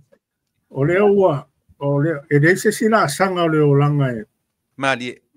O le ua o tato matua. O le ua e le ata mai ma le marosi. E fai ngā ruenga I pēa mo le atu, e se ao ngā. O le tari la, ioi. E ua e tau fofu atu mo le palota lua afe rua onu. Mo le ola ma le marosi mai le tua. Pa ngā e tā leni na i poa. Pa wari mea I apsosoani ma I apsosoani mai le tua i I ola ma fau ma I loa faso soale te mau aingo le atunu. A wale nei foi meo le politik. Ia, e tau te loa uma. E ina I le leia I foi nai whare tom. Pa wale mea I a tele le leia I le tele whare tom. Ia, na. aftai o le a whapea ua tau iai se vaenga whaufai mo lau fionga e te sila iwa le amtanga sa i li tautua o wha moe pea o e te toe ta moe mo le tautua po ua sui se ala vaa mo le lua ono o le whaaloalo ia fia lau sunga tuila e pe hoi wha wale o ko iai se tautua i le taimine e reo to iai se tautua o matua po i palota lena o matu ia wale o to iai se pa koe rua pati iai ia e te sila fia o ke le HRPP ia tai mai ai le o ke le HRPP la hua lava la ka mai ai le HRPP ia ma wa uma hoi lo la kou kai mi o le malosi o le atungu o le fast le taimine ia ki nga ina le pape o le fast i la wai ia wai polo silfia ke nei fast foi le paroka mo le sau tautua ia pa wal fin ngalo le ia wa a kong ho o pere malo mai asa manga ia le paroka al termine ala wai ia un pa le ia le o finga malo le ia nga mi ho inka se o lolo e mai le fape ho la ia pe ka wanga inka ka fa kuwa ki ni me pare ko kai ngai a le fongi na ka fa kuwa le ia me la e pare ko ele do ko ngat pe au ka ko ka ko la ngai ale ka ko ia tonu e ke le mengo fare ko ka o pe fa longo ho ngat fa pe ma o ia ke longa ole ulanga de la ia si le pena ta sa wa to o te line il fast mai ko ia mo ia no wa ko to last time ia ma ro pe man ia te al fast o le va declare me que ia ta mo mai aftai ia o le ua famariaina lau se lau pasene famole tamaleta o le tūlanga fo i le tilo atu o le whalongono manito tele ia o le tūmaloa tātou i vai maunga lua. Au e ta pena i le lua o rono. Ia silasilane ia tamaleta tu e ave iai ia sau whatuatuanga i le palota o le lua o ono. Ia ta se sau fesili lea whamun mole ta o lo le vanga mun muri o le lakapia tatua tunu. Le hasau tala i le sitseni le vavao i New Zealand, sitseni tatu tangata Samoa mo New Zealand. Na lava sau fina ngalo na oe e le vavao le o vavao. E te langolangoina le whapeo, le whapea nisi ua te ele malo. O le whapea le malo e le o te ele malo e lango le malo. Ia ai tu pele whaitalia ia i la tu o lo whai. Le sau fina ngalo.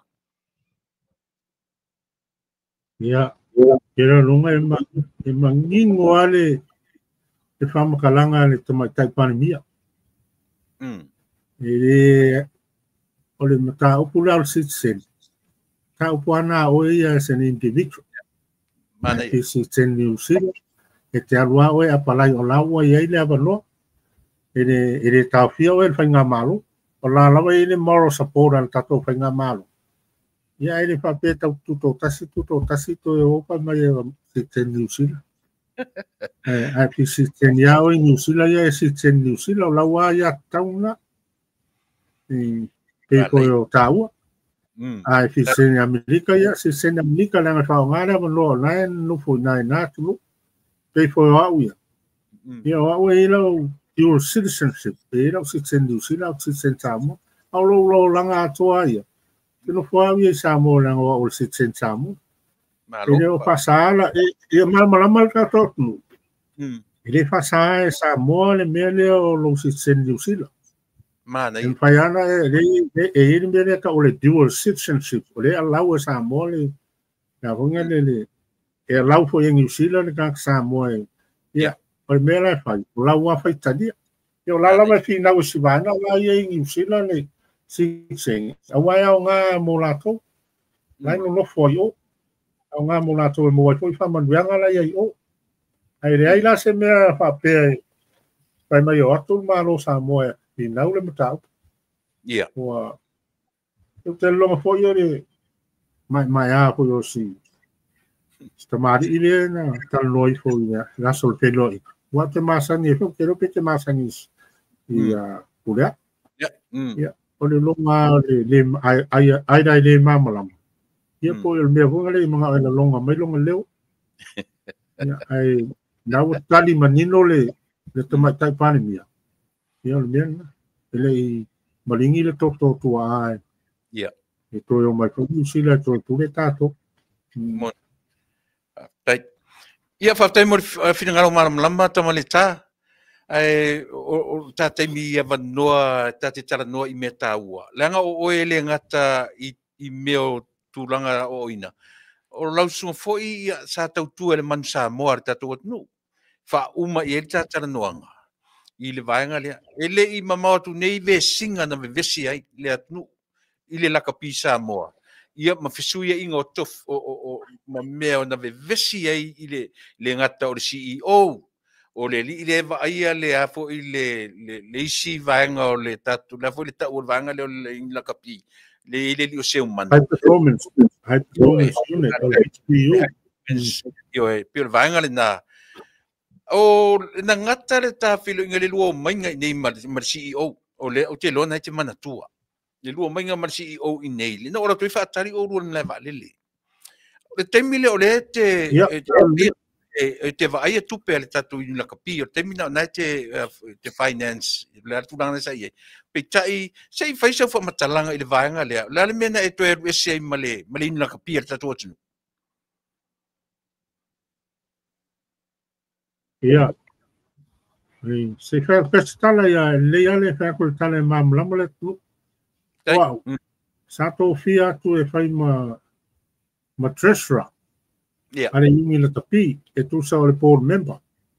Za nominate akua o le pia union. O ke lako e support member o le tulanga langa o le treasurer.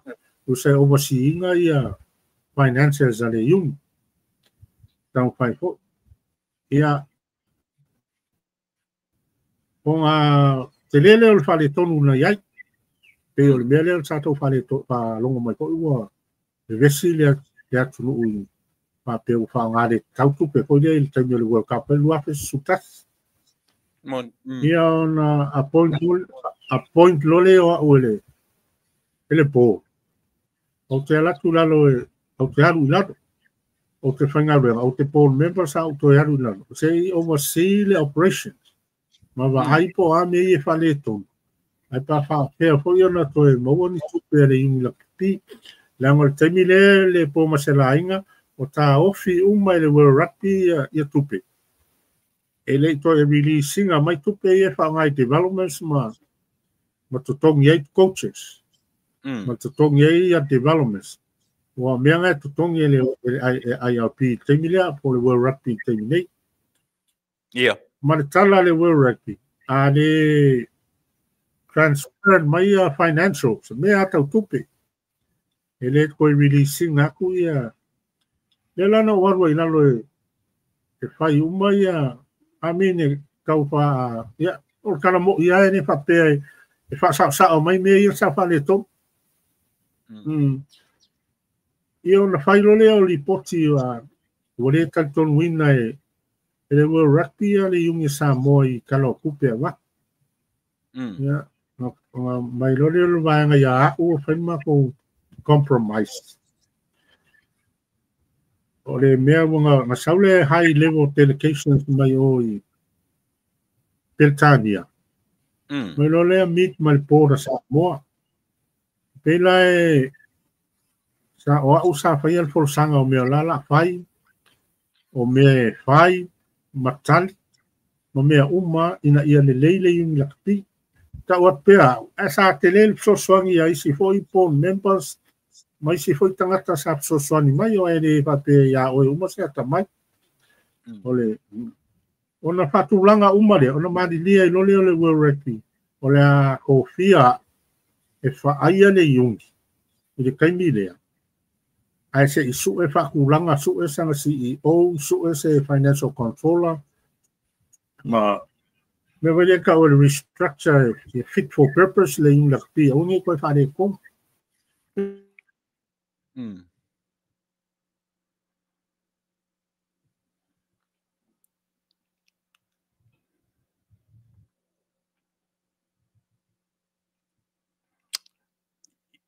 Ia, o langona mai tamaleta. Au pe ua freeze mai ka ua, na inga freeze mai.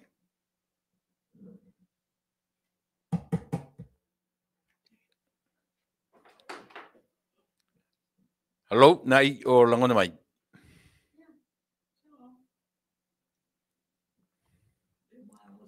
Ua freeze mai de tatou manei al mera wo i ma tar noanga te minei ia pi o leo ua tau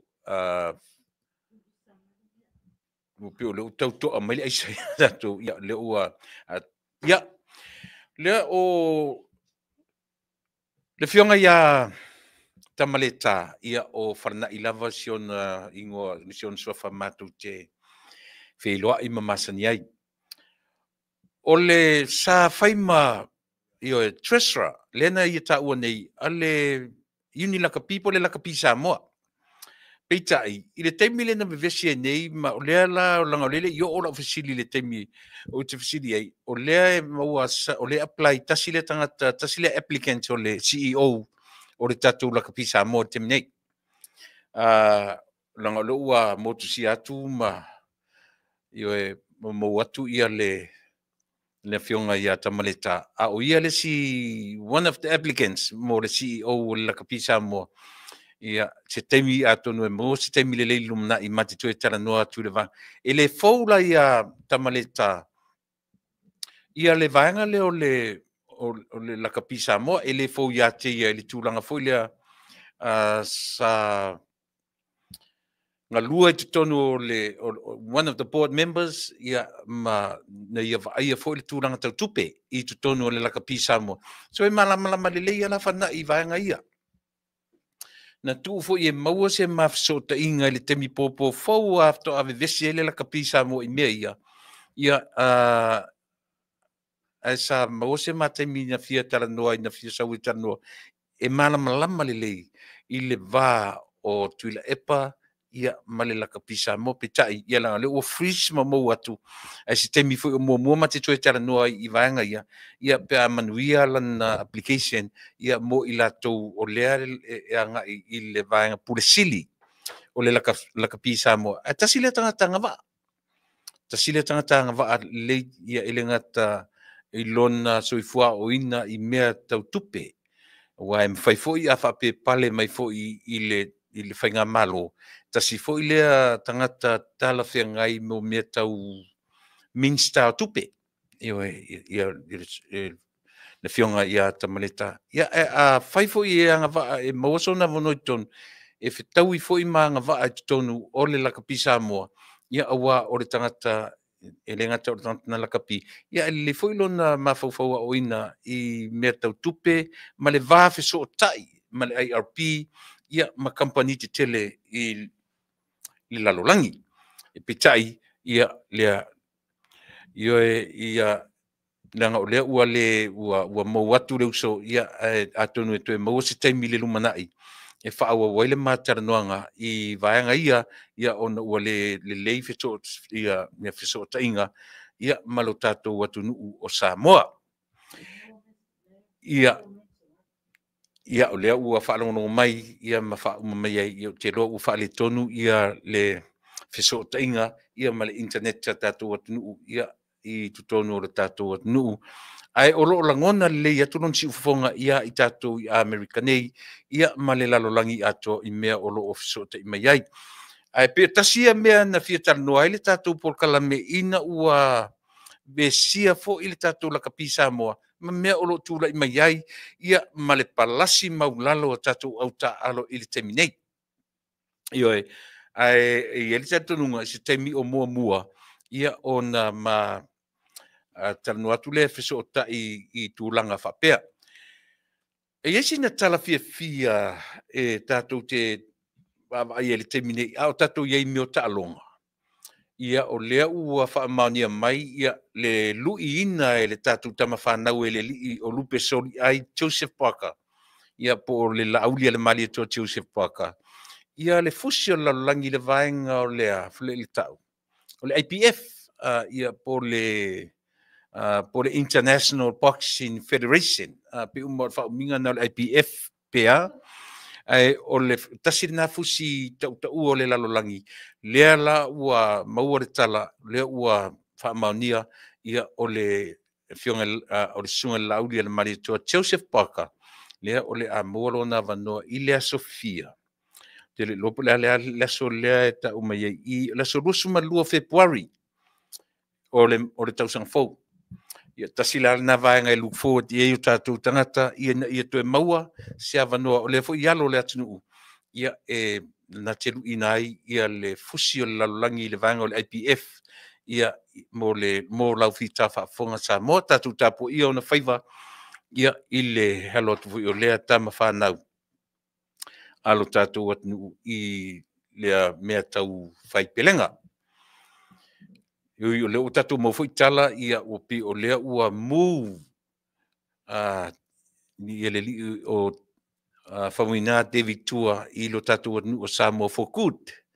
Yo o lea ua move no foi Samoa ia mafa ainga lua mai i tūlanga fo ia mo meo ainga o fo mai ma me fa pena i New Zealand. Ia pi o nei tala na mo le silafia o le tatu nu. E o mai la tatu malo. O lea o te leo atu le tūlanga foi lea o le i mea ia tūlai mai i potu whaamasino i lo tātou atunu. Io e. E alana o leo a i mea ia. Langa o loo ata tonunga. O tuila epa. O le tangata o oina le lei. Io e. E tō te sila fia foi. E le ava ea le mea o le a oina. Malo poto whaafoina. E whaima mea e oso i lunga lo mawhau. O na oea ma Samoa e te, na oea sili aturo i lua nai lo so stangata Samoa. E ana no tana no i le mea lea. Leanga o mea i e tūla i mai Samoa. Ia. Whaftai, ne ua toe anga mai i ale tātou.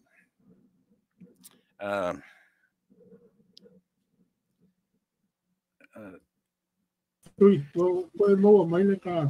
Loa toe whaawau. Toe whaawau le leilanga. Lena utam whai whaamatala. Ale leilo whaamatala whaawau mai. Leilanga nat. Ia, o mea lana sa o ngā pointa i loa ue le raki. Le whai uma reforms ale yungi. Ma paawa se ngā whai aku tala o tupe ia pāsia. O le mea la e tupu. O le tatomina Samoa e le ue raki. Ia ngā o kika ma ina mato tanoa le e. O le a mai le o kika mai New Zealand. Le ka o le KPMG. Pai aso suenga. Ia ngā mai le ia man ko foi e kata protectinga foi le yung nakapi e tau pai a one i. Ia no mai ale si vaenga pai uma aso suenga. E paula mal mea tele ai le whale tonu. O le documentinga o mo meo payments. E le arei ona le pasia talo tupu. E le documentinga e kato yungi ia mea ia o vea whaingi payments kai kolu mo kolu se lau wafe ne penga. Ia. E ka gau anga lava le supporting documents. Ia. E nau kilo i o kita. Ia o ka kongu mai role i ele yungi e la wanga i ngoma me New me e pai. Ma pointa i loa o la wanga e ai a kore yung se uma nga. E le la sa pai uma kulanga nga. O su e mai kupe whanga yo i le wako au i wako. E sa kele alo travel wai. O le meu whare e kongu de kako yung. E ia iarenga le anganga hunga le whapea. Oa, e whai e le whai nga. E o mai posi vaenga ia o mai ingo umanga poi le leia. Ia o wha mai ku mai rola i. Le lau wha matu o atu ia ia mea. Ia le lau toi fo iale i na kapire mena ia i. O le aiko stupi. Wai, ele ngat po maselainga le na kapire ke le ai si kai pea po yung New ku uma. Ko ke va ia le naming sponsor le ku ulu mo le chess. Ia. Peo la ko ke dinga wha kupe inga la mea ai di na kapi. Ia si vai ngā kupe me whapenga. Ia waru la leo wa so kuma ia hungale ia financial assistance ia ngai Samoa. Ele lava o me sa o ia kawanga i se overseas sponsors ale manu. pa ki hoa ia mea kupe ai aleman ia arua ele kaungofie le o le au i Europa le kaungofie sa kako karu e kako mai ke mi e mea ka ke mua ka ke enjoy ngal poar me ia ka travel awaso ngai kan sa hoi tamaka alo e hoi ke mi ke le fai kio foi pulenga na ngai fa ngofie ia la pole ia le menga e mga o mia ka le le o su e mai ku ka mo ia na are trusting o sponsors ele ai ase me amai na le ia la samo e fa pe ngala le e lo longa le menga le o fare ko mo le yu o le van fare ko le yu o le mo mai o sponsors na international ele no fai ka ko companhia nginga nga sponsor ka ko au o pa kupele au mai kele au ai pe yo le au kele ale o mang samo e Mercedes so au nga pico si un kan wa ka sanga ko ka ile kupele wa ya mela nga ya pere o lo wa ele yo ai kala por nga wa ko ma ko vai tem tong pai pe uma pe pa kulanga densi o le si so ko ya vense ya e pa wal mele pare con yo o le vai nga le HPU ele o le le fainga na wa nga yo development ele o que la longa foi ele o nga rue male work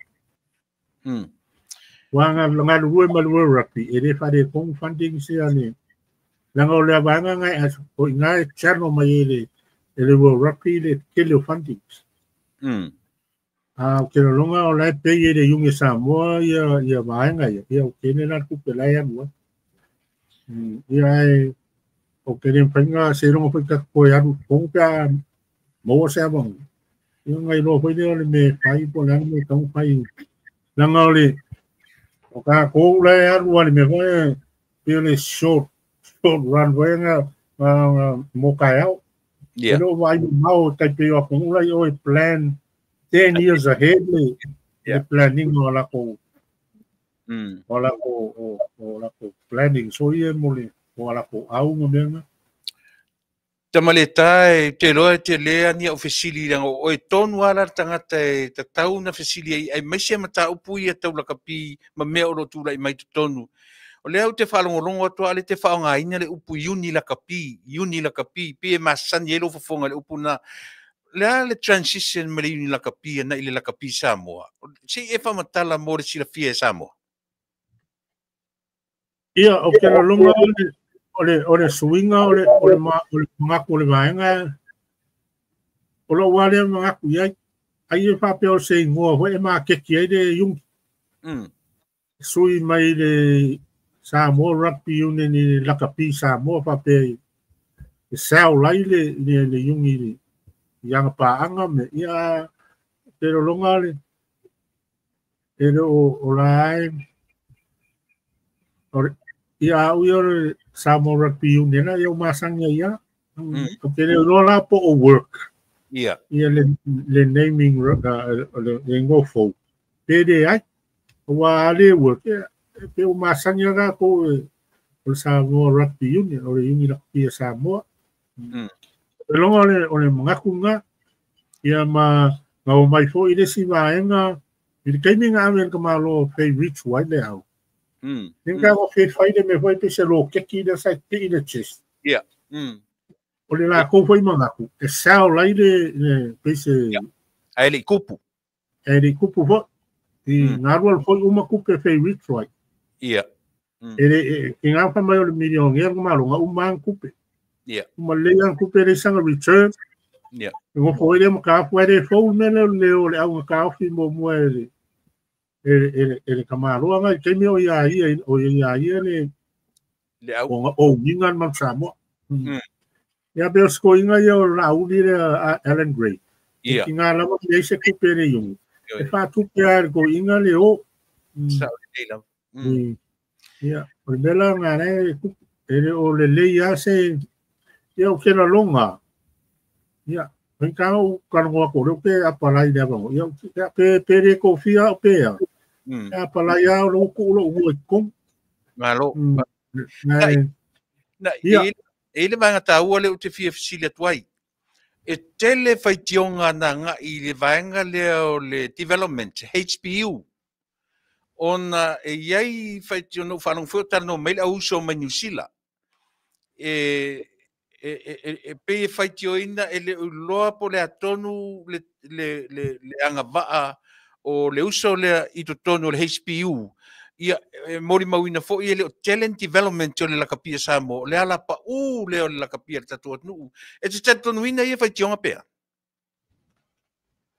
wa tilo ia o ke kani ko winga fai tionga la o development o le fai o le ngai le soka ai vai development so soka fai mai ai la no grassroots mana ia grassroots a ka ko ia pe fai ka piecemeal so ngale o so a pai le yung ya onga ware wa ya mai ko le la ka pisa mo le yung ya o ya ngal fama singa fai ai uma ia e fai fa pe nga ho ngale le ai real development se pai ia awa ka di ko nga so sa ku wa la lo ai le grassroots e a maka mai ai mana ia ia ai pe o le focus le vai ngai lunga le elite ia lunga au kele ia era lai ola por melanga o fare con wai manko la lo si tinga lunga ya le ya la lo ya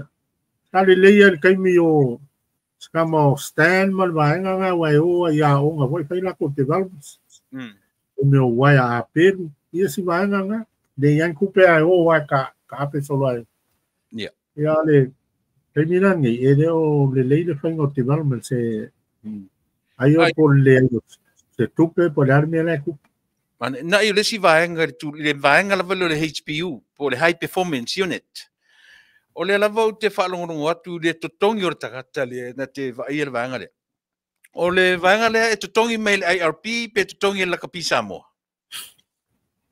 o le position la IRP pe o fa ku mo o ie channel mai IRP le kele fundings for developments pe mai for IRP ma coaches yo lau fali o ngai mai ele fanti ai ale agree na le IRP le kanga kala ba ia ele a mai fanti langa e ka kaula wa compromise le yung Samoa apa pe o le manga o le IRP e mai se la kanga ka ku wai ya so what e kawanga o mai o menga o fai te minga ia na o ke la ku le agree foi le manga skamare no fai skamare o me fi wai sa de le ya foi a ke wa no foi le langa o talk out the British reporting ale front up report se wa ma ko ke le kupe o mai ale le fai ku ngori po ia ele ko e kita o fi a o tona ra so mai o kupe ale ke o Europa fio ka o ave ia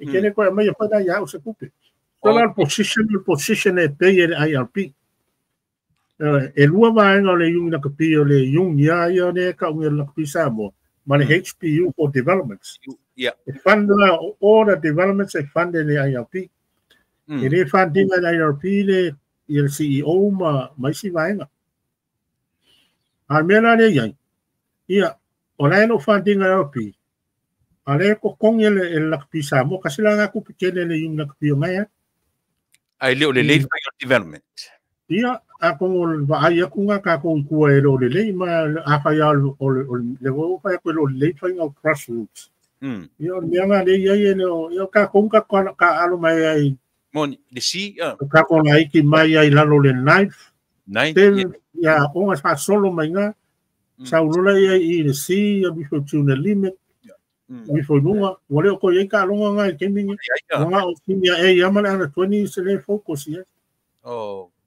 Lela wa mai kala le IRP wal kara sa wanga le wa mai IRP. Ko fa maku ka lo le development se fa ia onga. Mana ia.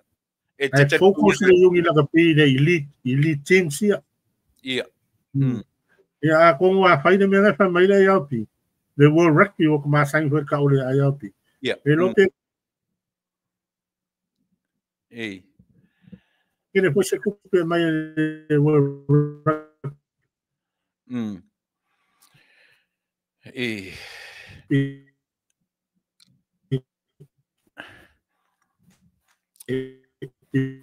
Valo pai au like. We mea ngā re kupu. Ia. Ngai ia e te kere pai kio ho ngai kamari i ranga e re pengo whio ngau ia e re pengo whio so ngau kupe. Ia pawaranga mea kawanga sometimes we have to compromise ma le rugby na ngau la kore kere kupe la ia. Ia. Are mani dia hoi nana ko i development se fai Samoa ma ere amai hoi e la kupe. Lena ta wana i o le CEO a whapengi ke manguia i le sailing o le CEO. O le CEO e tutongi ene malo pe tutongi mai e le IRP. Kongi la e ka kongi. Okay. Kongi le yungi lakpi e le lakpi Samoa. CEO ma isi uma vaenga o le yungi. Ngā le high performance unit da vai fund mai e le World Rugby. O kai na ifa mole la mafu anga la me musu ai le lakapisa mo i le tangata na mana o ma iai ia le IRP wa mafu ai ona to e alu tupe a le lakapisa mo tongi ia le suile sai le HPU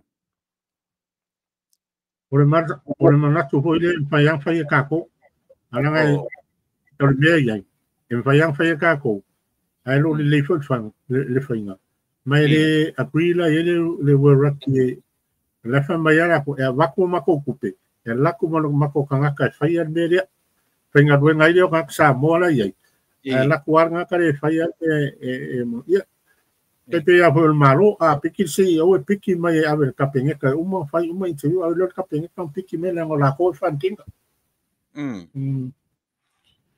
o le aso fina ngalo ono le futo atu e mau ofiso ta inga le tio ia malau fionga tamaleta o ko masangi so lo kangutu ya na ison na ia foi ia waka ore a foi ia ton mai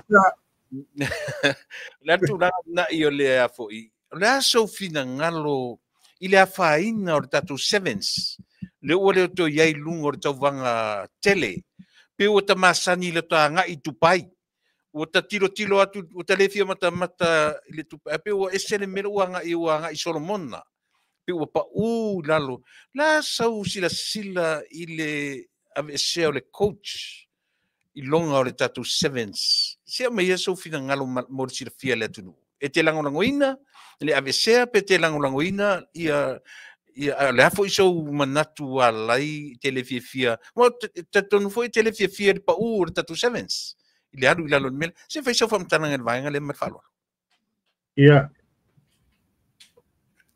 o le mea ia kau coaches fai a onga so se mea it's all got to do with performance o le a lava lo fai mai o le a ma le a o le anga lo performance fai go la lo review onga a sele oi mai ia makanga yo vai New Zealand le asa e nga uma ko la coach a ese va kulisi coach e nga ko Australia everywhere in the world it got to do with performance you all due respect ya Brian le so ya Brian ya le wa pa uma la no e ka ko au ya no foi la wa ese de yung anga o langa performance e pace ai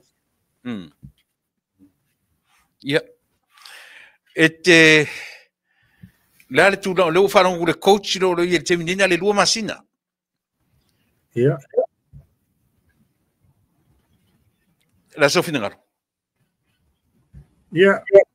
E pese temporary measures so le fai le unga causa ini se coach. Yeah, se amesa ngo si la foto mari. Yeah. O le o a mira ngo mo ia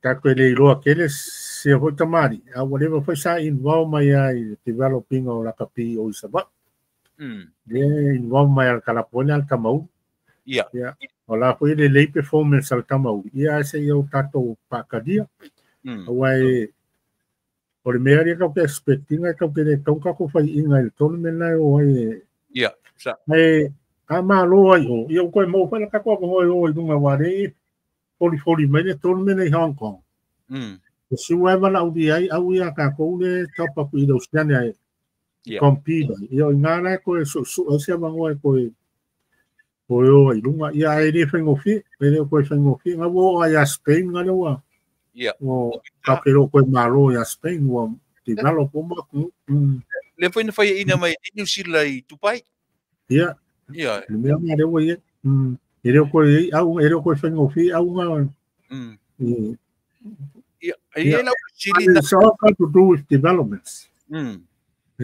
Whatever when come find me au ngam fa la ko developments ngala mo o dunga me o ye. Nai fa mole la tu sa pela officially. Le ima maut nei le va o so le. I board members a mata mai le te fono sawa i le suite te fono. Alui foi board members leo manatu le langi Samoa o tauna sui a mata me te fono sui le CEO ua pe ua fa ina pe manatu le langi ua afia me fa por kiki tono le o tulanga o board members le te taunto i le te fono ia sui board members sui uma me la kapi pe o fai tau le tunu e sui lo tangata ia, tu e whaingo fie fo ina ma aungo fie lau ta alo, ma aungo fie tangata uma ina ia tu e si itia ma fau o le atunu i lana au e wha me melo e, la so fina ngalo na. O le upo sa o hai, a whai ua whaio le lakpi Samoa. Ia. I le mea reo iai, e tau whai lan sui umal le po members. E mwhai anga po e whai. Ai, so kena i seise na, le langi a koe e board members a feo lalo e plain mo even e senda o e falpui pa o nga pare kongo le koke a wea e o lo ko te fongo ho as a board member a le anga foi de performance e saka e ese me so whatever nga ye nei foi tamari wa maka fanga blur vai ni le la wo falling le wa o fo ia de mele wo ko fo I ku ka ko la ka pi ya oi la tu ia e tu wa I pulenga la le por member sa fa wo fe o ala ko ia for the respect o kamari I no la ku o la ke le sa e ma ngai ko fa ti sa le por a ko reappoint when fa an ko reappoint tan mi so la ko pe fa pe la ni pa male wa o le lako failure ke le ale wa ye o le qualify o ka ko au sevens ele play minga ho fa ya o mai play for port o le or ka ko au Europa o ye play le po ele play minga la lo I ka ko fanga wenga play lango nga sa wat ka inga mana a fa ya la le lako ka inga mai no ele anga fo ina ia o tau kilo nga ia o le mo fonga ka masau ia fo ia ele fo nga ia ka fo te mi wo se warau pa ka ki aku fo fonga fa ia de fo feo ia me fora ka fo su ia ko le ma ken nga ia o nga nga ke fo de power vai lu manga ia na ia si sa la la fo ka uso kon io le pe le winga ai kuwa ko wa ka va pe ko e via point ai ele paianga continue vai fapela nga le wa kele kala kanga makala ulang ole au le ku ia amenga ye na ton na I pio inare to nga I twesa officially ia ta uso la u fai pule Nyoi ia I le fionga ia farma le fitalenga ia farma venga ele fapela tata no fa le wo ia ai mo se le linga o le atunu le la ofisi sa o toi a le wa mai sa o lautan le pe o le sile me o le vese le tunu o le afio me fa por kiki o le afio o la to e tonu o tala no ino o me to por kiki le tunu le foto me to involved on e ui ala pe sa o pe se o le va ai le tunu I le te tonto I santa fai por kiki tonu I la so fina ngalo ia o se o ka ko ku e kiki ia fa ia mga ka o le involved politics ia ka kia no le la ka pia ko ia ka ile politics ai ala ngai ia ka ko se o ka ko ma ia ku Yeah. Ia, o kanga inga invao mai ala kapi lalo grassroots le rock wo ai dunga from ia la ia como fai lo lako ia ale vai a ko ka ko ia e wale kamu ko ise politik ia tamu fa lo mo mga ko kanga se o kula ni se de politik se o lako ka mo fe fai po la le me o ia awai ngal power me ke la longa e kaunga invao val politik the politics afa pe fundel malole inakti e taula appoint el malole ya ngele le CEO ma por member se kaunga la ko right kaunga ese sei le le tauna como le running a organization to se mean la lange pa pe nga e ya la ni ya pending it's an independent body for nga de por me le every line mai le malo for funding for assistance me la nga ave ese lengi me nga I run la ko ye le ia ke wa fe kai ka uso pe fa lo ma ia ma ko nga ele fa pe ma ko kan e ka lo ma ko kan ko da sai ngo fo men ma lang ma ala ia so pe ele pengo fiero nga eu ko ya uie ma o sa ka na ka pi de pengo fiere você a peia ka ko kala pu bayala ya ka ma ko foi isi alum fanga o lo foi na ko dunga run le organization pa wan me le u ba ya ka ia ka ia o ma ko o nga la ke mo mi so ya a o ke me kala mo ai le si levo vo le mo na ia ingi me ku ele fa pe e pa wan me la ke ma te savle le board I could reappoint the class, I could reappoint the fire. It has upon me, or can upon me by eu mai ko yung I ngai ko. Eu plesting ele la PRP o eu como que é por me pa. Yeah, primeiro composition nga por ni samo. Yeah. Ele pelo como que ele lá o que ele involve que ele politicians ila ko kalo le ase feso ta inga na I le ase feso ta inga le tatou minsta fo ta longa ele o ia se feso ta inga minsta fo ta longa male la kapisamo ponga le minsta ka longa fo le ya o inga la fa ulu mai ele request la kapisamo pe mga o se funding al malo o le chano ngai o mai ia a ia la se fa de kongo le o la pisamo e ila le ia al miska ko pe pa ia ko ia pare kongo kile o ko de ko ba ko se fa di a le ai o mere la le kongo fa mere kongo fa fa ka ia le ia le inga pi mo me pega ia man ko foi sports ele ngar kasi ele ngar la kapile kalong ele kalong ai sa mo tonga e le ma ro pa soanga olong kama ai ngai ka longa ses anga te ala kapi ala nga kele ele le so swangel malo la nga ole si wa inga le ole exposing sa mo la lang ya ko la ke sounding sa mo ya nga track mai le ka ka se ko te al kasile ko tourist ole promote sa mo ai o ka longa te ala kapi le every year I expose some more mera feo ai ia o mai ele o ka visit ka kuma mai kama ai nga ya ka ko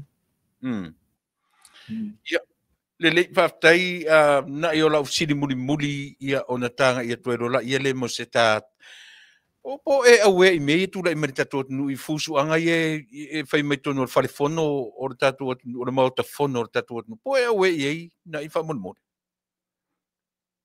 o news o pelo we fuso o falfo o official famasino o falfo I'm sorry tono le potu famasino ia o le fa o we ko ni le Saule News ai porque mo mo falo o bisangi siko ia e ka kaula mo le leile poi nga marwol maro I me ia le me pero me nga bo misairo la mo presence marwol maro pe I pongole wa kawanga ini leo pongo vai skill te o fo O le whamole nai, o le whalawe lawe, ua ngai tangata i a fio a ngai le whamasino, po o leisi vaenga, po o a fia i le whamasinonga i vesinga i.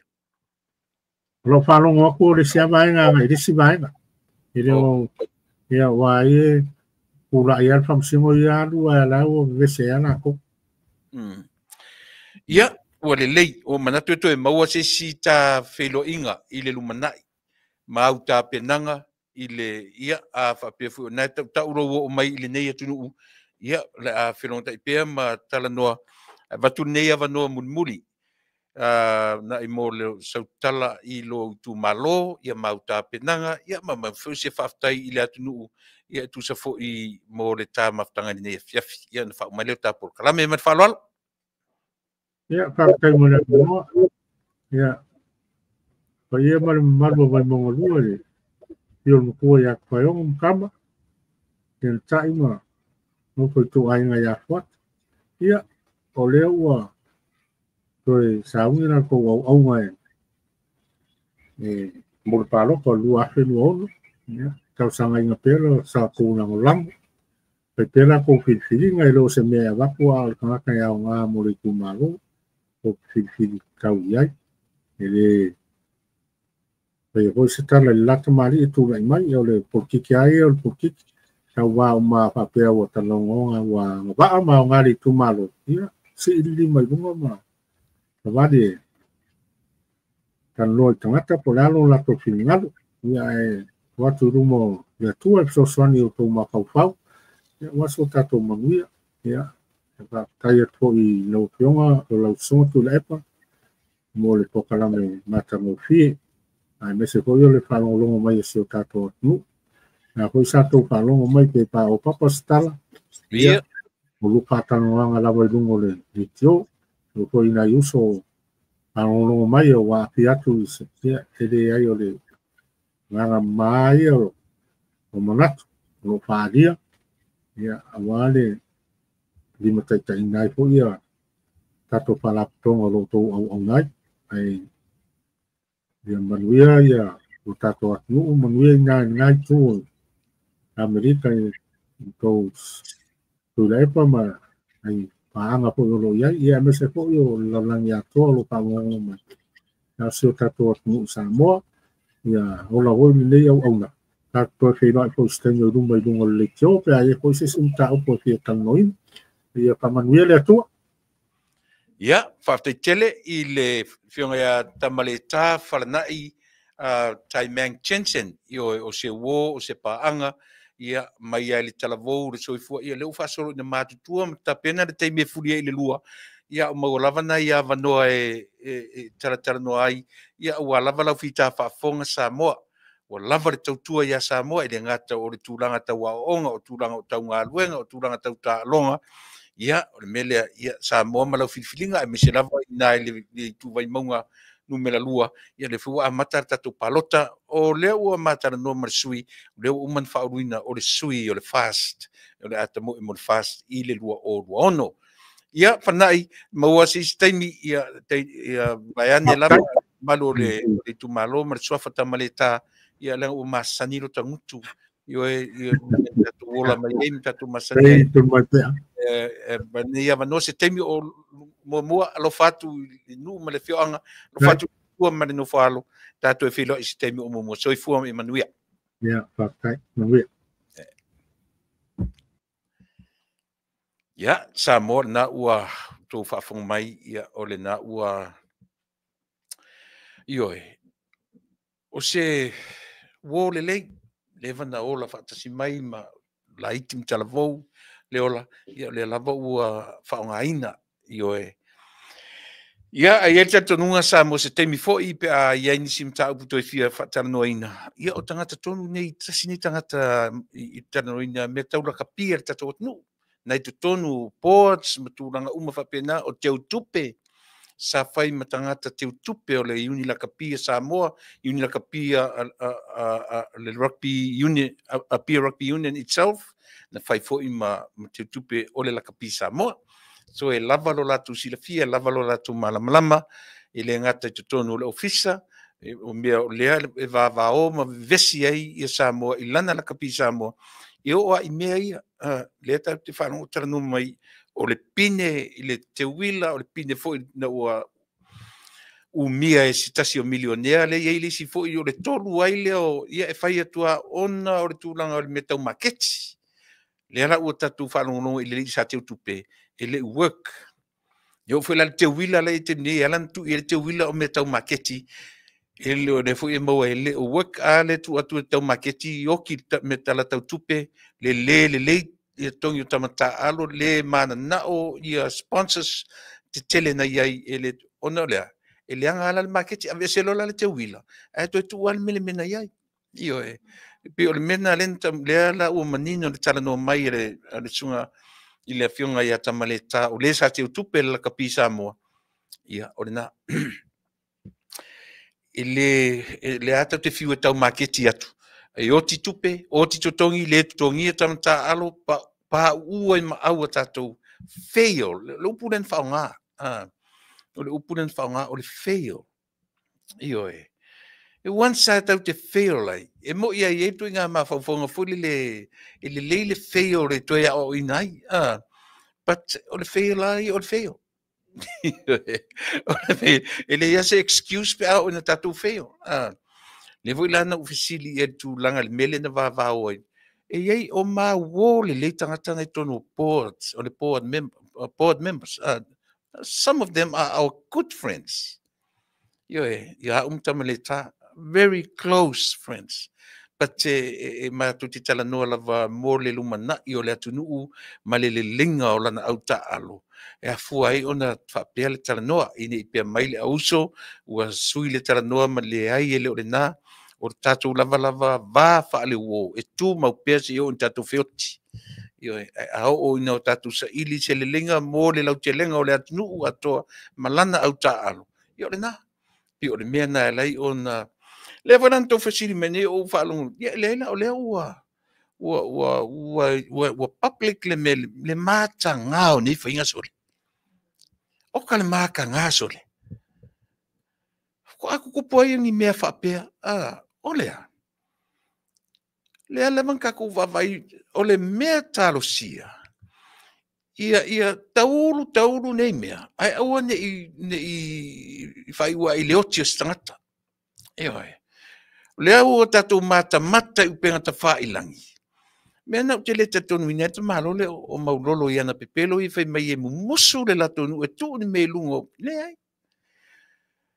Tilo foi le afianga o leo i le vā ma le mele. Tu tilo foi le mele na le na no foi le foi le tau le na no foi ta malo ma tip le au leo le. Lua afetala. Tu te manino le vanga na. Lua feta lana no fo maulolo, mai le ua salu foi nei mea tanu lalo, lalo fala ma no kapita. O feni lunch ua rua selau tala, o feni vainu ua rua feta la. Tau te loe fatpui pui, e tana ia tunu te tele nei pia whaia se me whapena. Ai mai se lava. O le au whainga luenga le malo. O le au enforcer. O tangata enforcinga tu la fono. O tangata na o le tau leo. They are enforcers.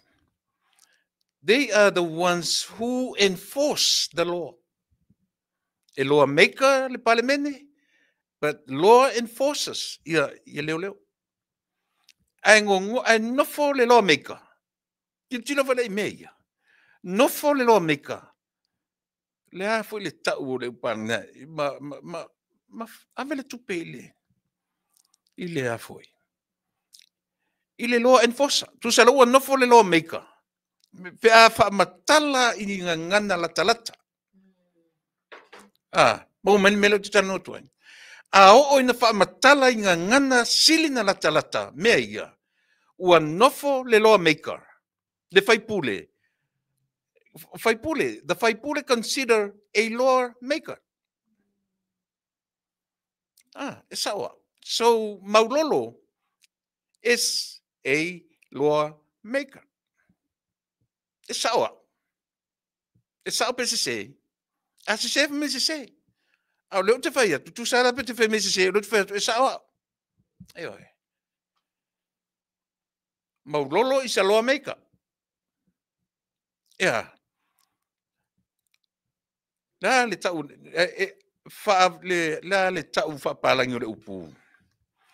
Io e, ua ngofo ma tip, le bribe. Thank you. Io e. Nofo le law maker, ma bribe le law enforcer. Te tau sila i mea. Sila to i mea. Nofo le law maker, ma whavalea, ia pe bribe, ia le law enforcer. Leo. Bribe lea, 2000s. O le alfa uponga 2000s. A vingo skova ing, o fengi va ing, o whaakau se ruafi. Ele mwhena o ela tofa atonu va inu, ave i, au tau sila sa mo i mea o te tala noa tuai. Ele se. Ele se. Nofo tangata whaia tu rafono, e whaiwha tu rafono, na sau lea whaavalea le tangata, na te whaamalosia le tu rafono. Sila tuto ai mea. Sila sa moa, mai tangata ia. O ai la tangata ia na nofo, ma whaavalea. Na sau lo lea tangata whai tu rafono, whaatupu misa i tonu, ole potu whaamasino, le aise mea ale tangata wha malosi tu rafono. Le aise mea le law enforcer. Whai i to tonu i le tangata le law maker. Le aise mea nantua ai misa i tonu. Aise, umanga bribe.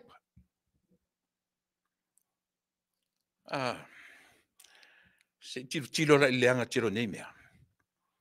Only in Samunda. Yeah. Wale mali lia tangata Italia le afu ansino. E tu sape alu le nei aso o pese i le melea. Na o Samoa o tu rai ini me whapea. E tu te loa. A o ina whai pea. Velo o i tono o potu whamsino. O le popole tangata e mai e whaioe. E a fua mai fia. Uma o na whai e tangata i ele meleanga. O lean meleanga. Bribe. Saur tangata e whai e tūra fono. Bribe le tangata e whaamalo sia le tūra fono. O le mea ua tupu. File mū loa tangata e whaamalo sia le tūra fono. I to tono al potu whamasino. Aisia, uma na bribe le tangata lea. Le tangata whai tūra fono. Le to tono al potu whamasino. Ale mea sole. Sole senga o mea oki a mea. Nga o mea oki a mea. Tango au mai senga ngana whawhaingo fie. Whawhaingo fie ngana. O lea. O le law enforcement. O le department nga leo. O le lato leipol nga. E leipol e lato o lato. They are law enforcement. Ia po lato enforce le law. Versus the lawmaker. O ai le lawmaker. Maulolo. O le whaipule. O le title ngā o le kangaka whaipule. O lea. He's a lawmaker. O la tau o whaia tu la fono mo Samoa. O le ala le va ai re tatou atunu i mea. O le ala le va ai re whamasinonga i melea. O ta tauna maulia le lawmaker. E sao pe se. Walu te whai atu, ana o New Zealand tu mea, ana Australia, ana America. Yeah. I'm true. E sao tala le whai atu. I'm right. Ana o atu nu nei whafo.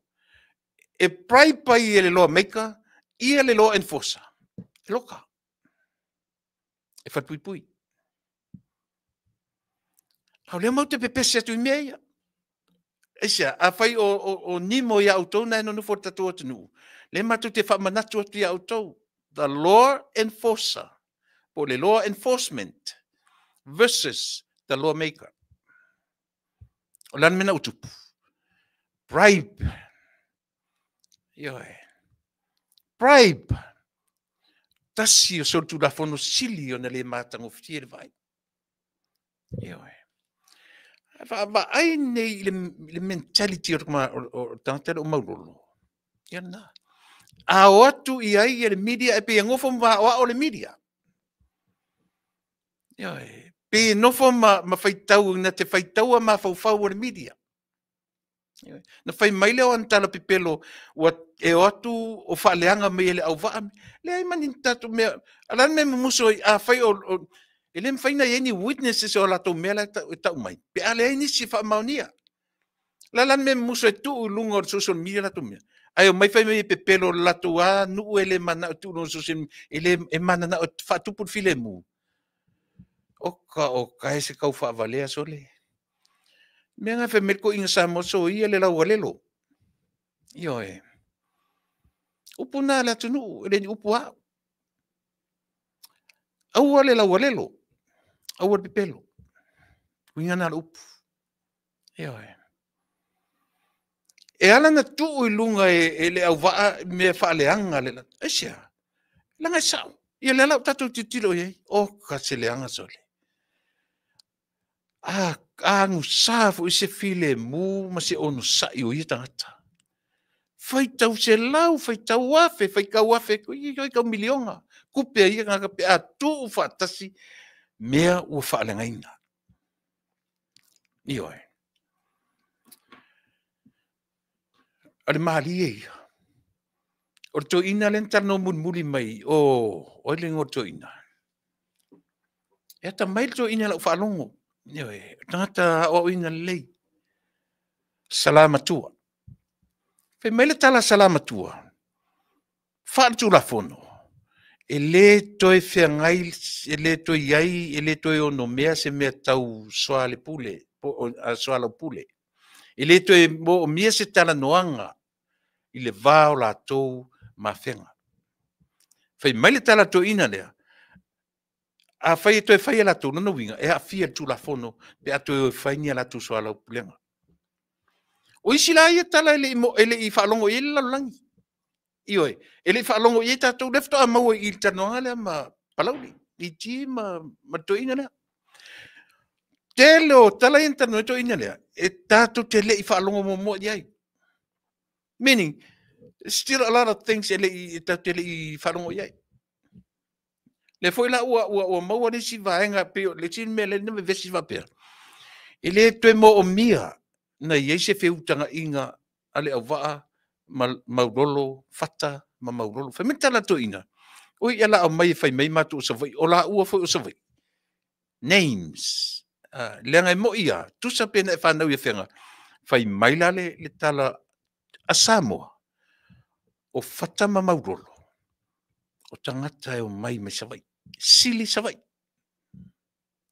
Wala. E taua me ia lenga, tau te olo i tua i tala i a Samoa. E o tala na, o le history o Samoa. E whai mauso po, whai matua ngane. I ai, fata mamaurolo. Au me savai, me sili savai. Le ala whai mai ia, e whai mai lato ina lea, o lato, e elo lato ngafa i a tuala ma, Ioe, pe e lata mailo la tu ngafa i ele ia, nei lo fata ma maurolo. Se fautala iai.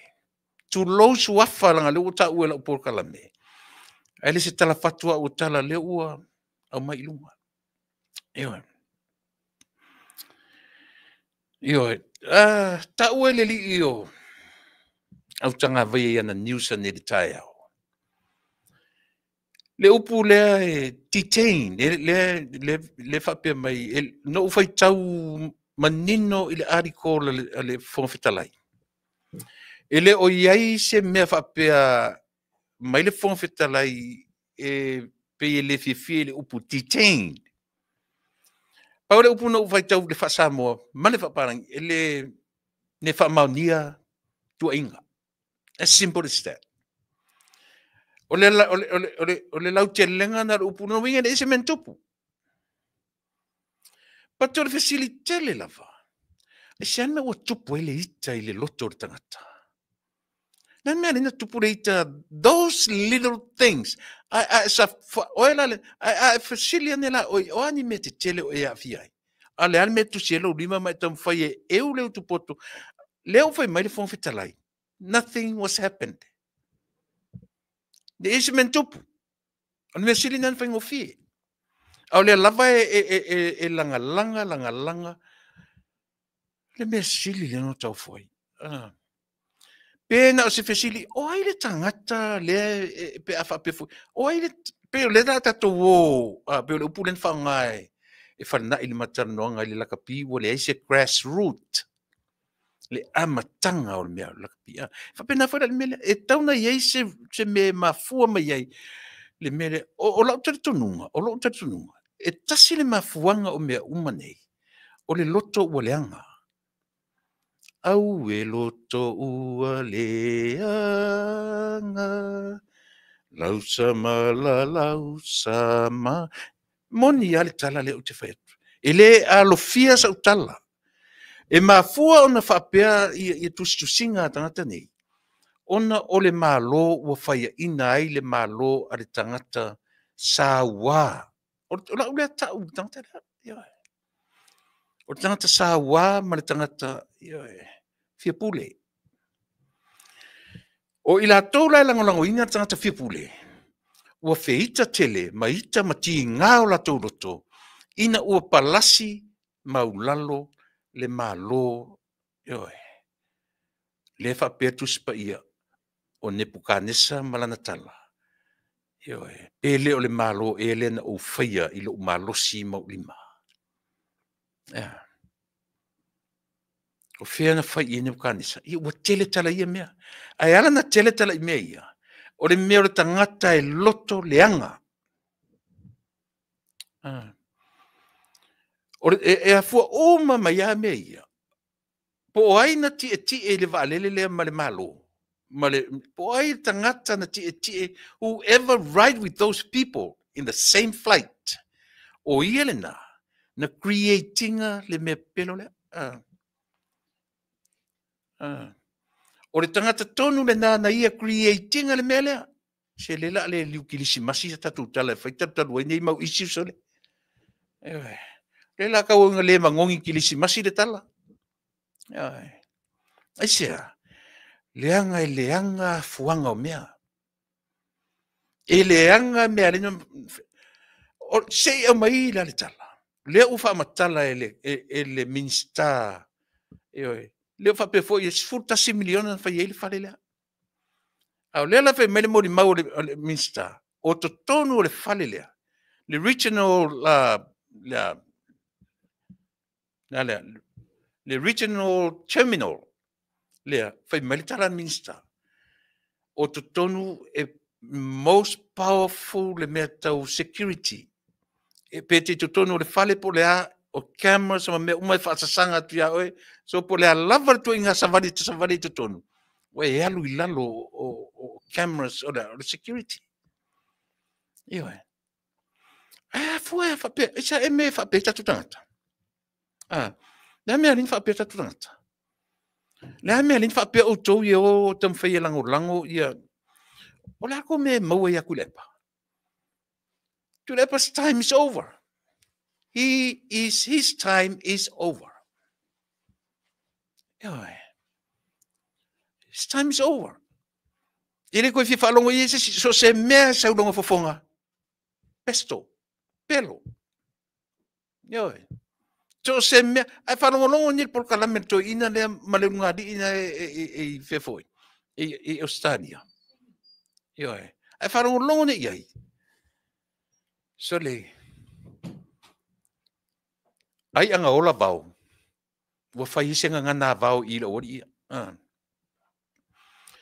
tala moni ale fa yetu e tu sa e la fa te fa e tu wa yelo talinga so le o te ata iai. O te ata i le whaonga ina i tangata popoto, o tangata vai. O te ata i le whaongaina e tangata ua whai mai latu o latu o lauia. E le ko orua rea. Ma le professori i tono i. I le whaongaina e tangata i longa i e whai meo latu tangata tama mai tangata poto. O si unungari i vai vai le. Mena o te alo whai le unungari lea. Vai vai. Ioe. E vai vai tele. Mena e sao ai mea to tonu lea. E sao i whasanga mai loa lea, tu sa lau atu le tōru ata mamai lea, whaapoto le tala noa e au noa ma le mara malama i mea lea e utua i tangata nei. Ioe. E utua le tangata o ina, le tangata vai vai. Sauro le tangata vai vai, whawhanga ina i tō ina mani nai lo matutua e tā waso uma i mea. Ioe.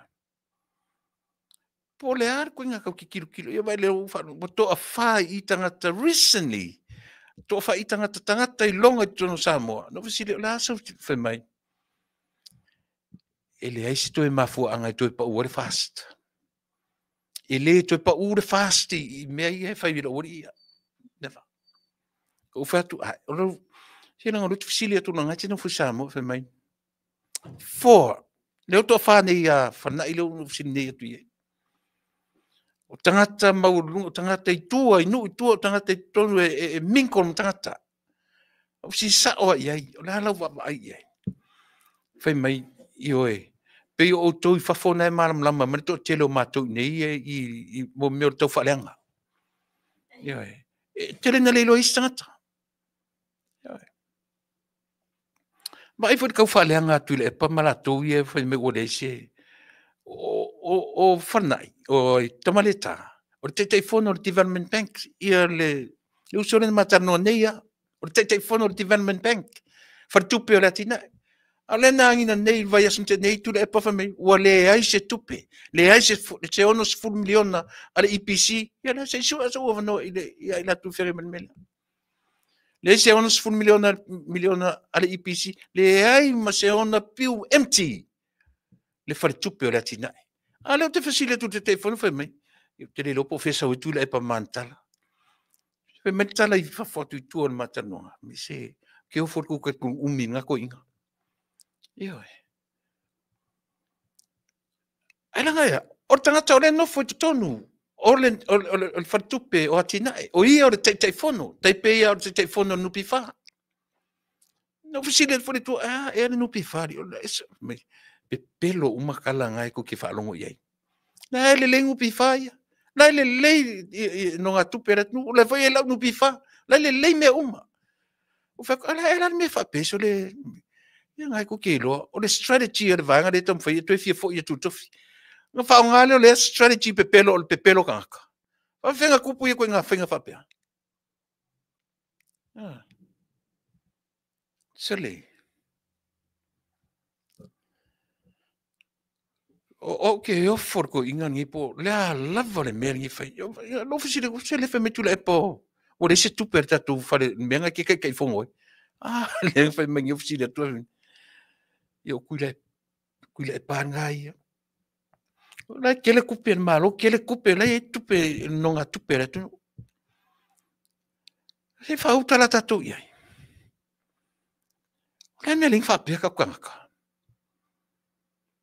o ele ke kari kongu ko inga le malu pore. Malu professor le. Vai oto. Ele utile o ia lauto fa fonga. Lauto fita fa fonga. Ai oto silfia. Awane I fua ina pe a vanga lo tatonunga. I se lo toita ma se lo totinga. Ma le tam fai o le sanga te contaminate lo mafofau. Ioe. Poto a oia. Ma e ata mai a oia. Fai lau fai unga, po whēr mela yelo a inga I Samoa. Po le ala tūna, no, tasi le mena ma, teren ma, le sa whasiri I lunga, ai na matala noa I whafo, ai materi I tano lunga I. Whai mele tala, ese re ka uori milionga rea. Le ase swing, ese swinga ila vai, te le swinga, Ioe. Te ler swinga I ua o tupere to telo tangata, telo ainga. It never happened before. When you talk about millions, that's a lot of money. Money. A lot. So le ka keru isim Samuel pi atau dia fe kau kain tupe. Alo so le meso le kala ngoa kan milionga. Millions. Ai a faleanga mai ngi si au fala ia le mea fe me le o leanga le sia nga le sia nga le. Ia le mea le fe me o Willy Paelo o suo o ngai fi o sapelu o ame. So le ngai se fainga malonga o ku fo ia ku se me fa penga ko anga. So ia kau kala valea ngunku. Kau kala fa valea. Fua kakau upu makala. Eoi. Fua tau upu matala. Please don't go there. Don't even go there. Eoi. Tala nan fa ilis tangata last week. Awara tau tala me tele o yai. Eoi. Awara tau tala me tele o yai. Eoi. Pena malava le mere. Falongo te lele saur malo lo ainga. Lo no lo tu malo. Be thankful. He ur kau kala mele o yai. Ele I faia, ele I avea, ele I faia mua se pale mia. Se fainga malo. Se avatu se mea I lo ainga lo nuu lo kalau ekalesia mau tangata. Individually. Ele I faasafua fa pena. Ese fainga malo se manuia. Even $10,000, that's a lot of money.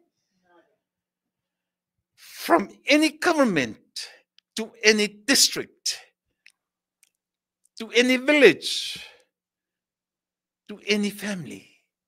Even 5,000, 10,000, 100, it never happened before.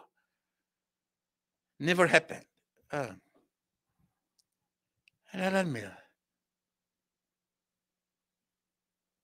Skirisi masi manuia. Skirisi masi lelei. Vai se pa wena, vai se pa moa. Todo fa moa lima vai se pa kapisi, la se me fai. Ele o mai sa ili sole. So ia fa vale umi. Fa vale umi. E fua ile wangalo na mata no tolu su fa tau sanga o to ina le la kapia le tu tolu su fa 34 years tu lepa o a fruitsi ke vai ile la kapia sila tatu samo o lo te tara no atu facts te lo tara no atu facts me ta walu te no tu ai le ale fua la va ile la kapia Samoa 34 years to lepa to become a tai fono for the Lakapi Samoa. What do you think? How do you feel? E hala vai. Lela tatu tala no I meu facts. Me momoa tatu ola Lakapi Samoa. Tolu te furu fata usanga o tai fono musolesi.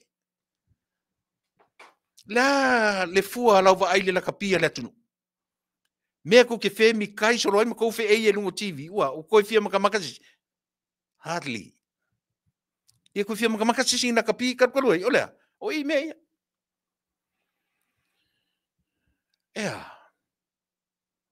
ko su fa ka san ku e pa o fam kai fongo muso o se mal kapi le ku la vai la le fu ale fam tala me aki o lungo pa lalo ko pe al mes si me ka ko ai ko pe Kau kur me alal me loye pe le alu lunga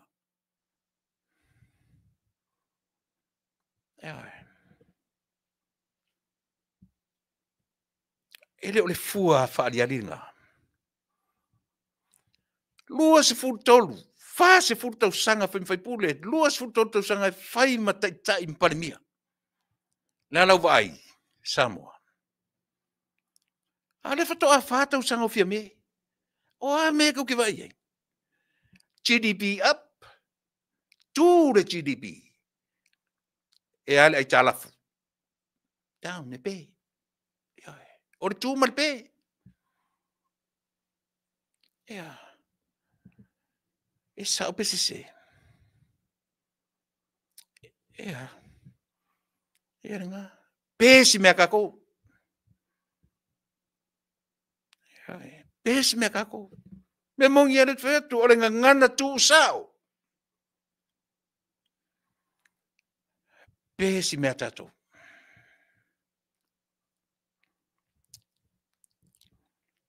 Kua pēla ka pia kako. E mga o mien ka ngaka e whaku. Kua i whaku sa o rungasia kako mea. Le u whatau sanga, alu lunga GDP.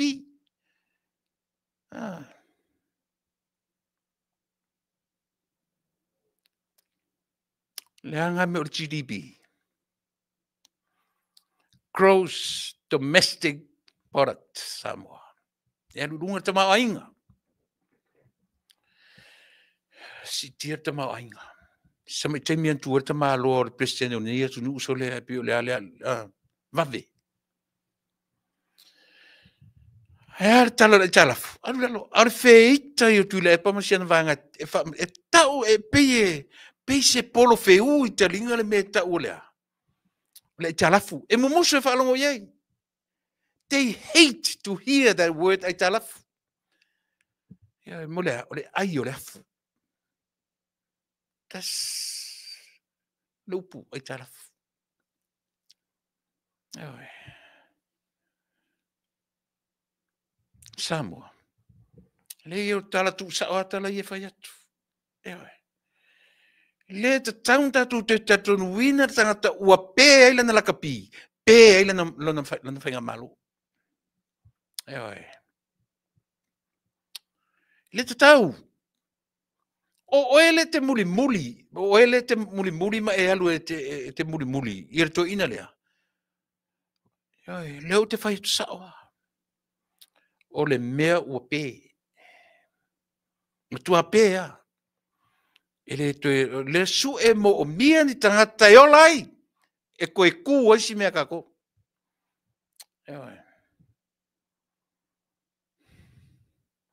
E sa o pese se. Ia.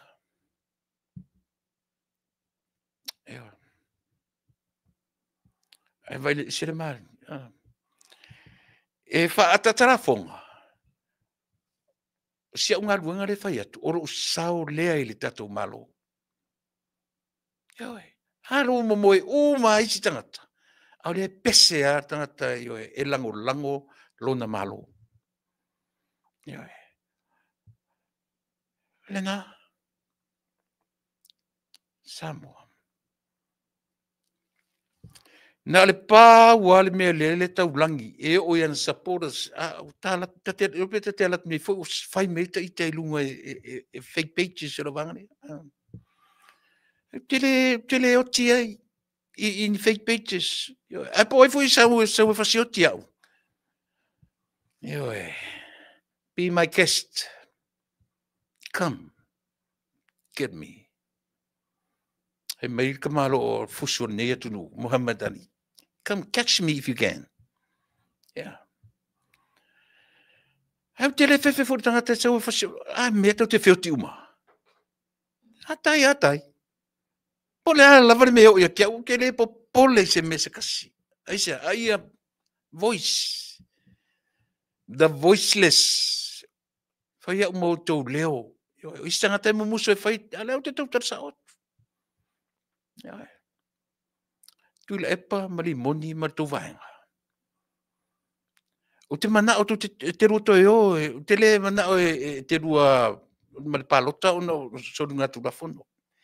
Pe civil, pe criminal soru tu la fono is a soru tu la fono. But to me myself, na wa o te mana o te rua run le palota. O to tero tatai fa me o tero. Ia. I want you to go. Run. Yeah. But you can't hide. Yeah. You can run, but you can't hide. Yeah.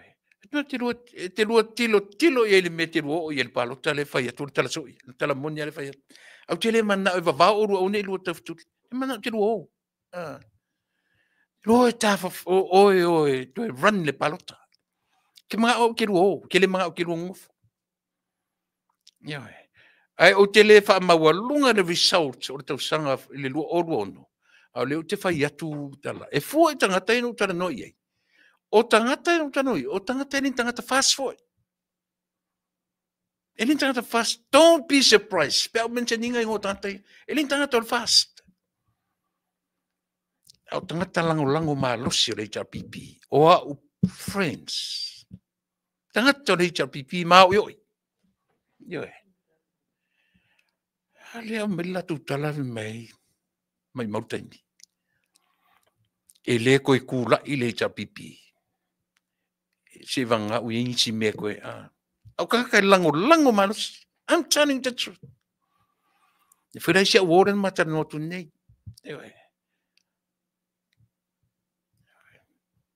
E le se fast o le tautua. Au leo fai melantala. E koe kura il fast. Mai o le alu lango fast. O e alana whapea tangata. O le afoi. O momeo porkalame.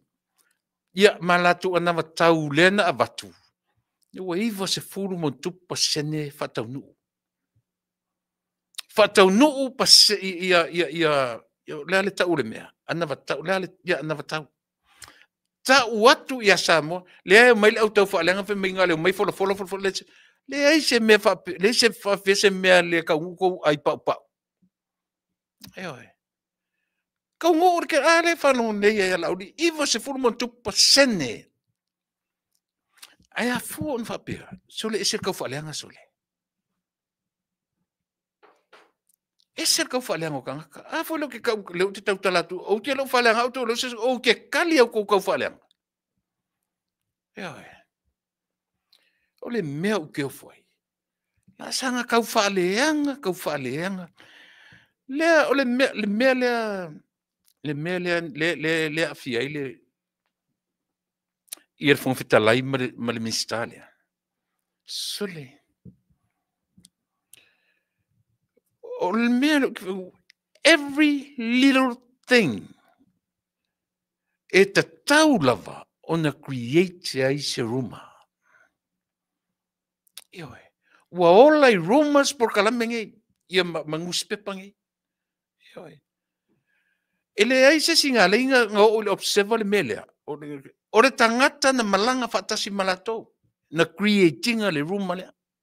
That's what I thought. O ai na malanga fatasi malato. That's the person, he was the one who created this one. Sole, o ngofo angi ka ngaka whaku. Angu sa foi se loko ki ngā ke kele. Aure me foi sore awhai ki o aku le observa. Sole, e pia aki le pisi rako me fia api ave vesi aku le aku ngu i le leanga o lako mene. E pia aki le fia sole. Pia pese aki li ai.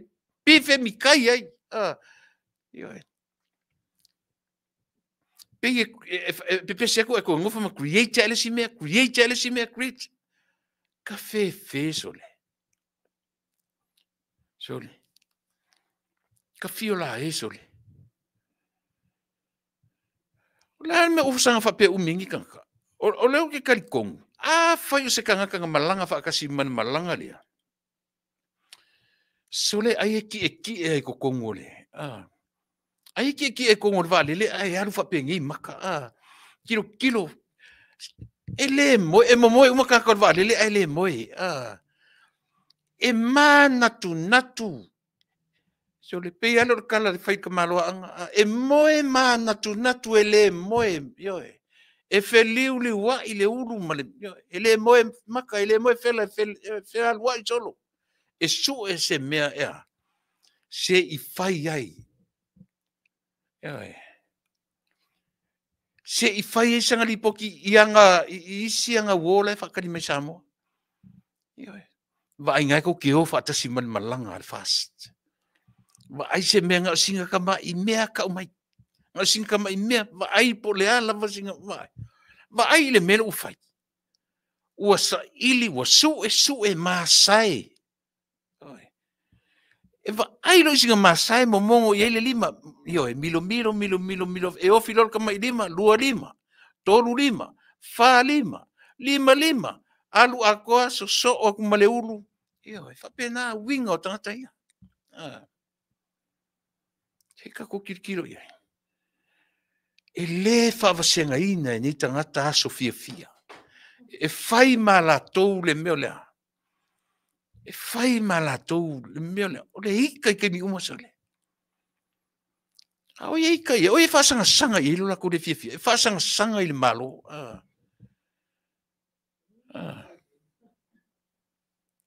E whaasanga sanga i le malo. O le nature le kau ke o le tangata ola. Tātou te le la asia le nature o le atua, soifua. E ngata tātou o tātou wale a nature. Al mea wale na lena, e wha leo, I voice my opinion. Ai lem whainali li ua ili tangata aisia. That's our nature. O tātou nature foila. E tātou te voicinga, I voice the voiceless. Nga lo waka o ele sigile ki aka mai. Ai tumu me lo mafau. But you can voice it. Ke le whaftaila i le tua ona o aule u te voicinga. Lo le aiso leo e whaia. Matou ne tu i pala tangata e whaaleanga matou. O matou tamarianga. Fiangi kala kau whaaleanga, kala pepelo e kau whaaleanga ai mako. Anga tu te sausanga le mua auto. But I understand. This is my calling.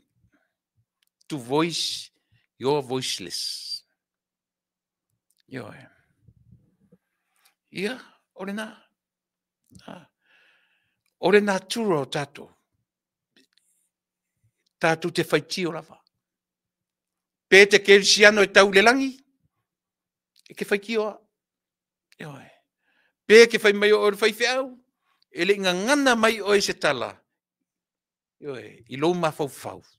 Mena e leina ta uang saraina tātou o tātou ma fau. Mena e leina tau Yesu, whai mai Yesu. Whai mai matu la whono Mose. Ai e te le i muli lua. O lewa na e mana o i leisi a vāli sangata i lou ma fau. O lewa na e mana o i leisi tene i lou ma fau. E whai mailan ia Mose. O Mose tuli i le whaatino ina. A o lau tu la fono o lou ma fau. Wa i lalim tau. E le i saura tu i titi. Pe ua foi upgrade e sur tu la fono Mose. Pe foringa mai e whaingo fia i tatu. O le whaatino ina o tu la fono, o lo mana o le mea le sangata. O lo nga oi nā mari whau mea. Se whautala iai. Po o ai ale fia atua i to tonu la langi nei, tala noi mea ia. Le whai atu. Lea o te whai atu. Lea o te whai atu. O tangata lo lotu. O isi tangata silia matau tia leola. Tātou nei o tātou tangata lotu. We called ourselves Christians. But what happened with us? Tu le epa apese mani tu le epa tu spaia fa matala tu spaia oka. Mulinga PhD so ne. A olona whaatino ina o me tanoi. E oki. Ioe.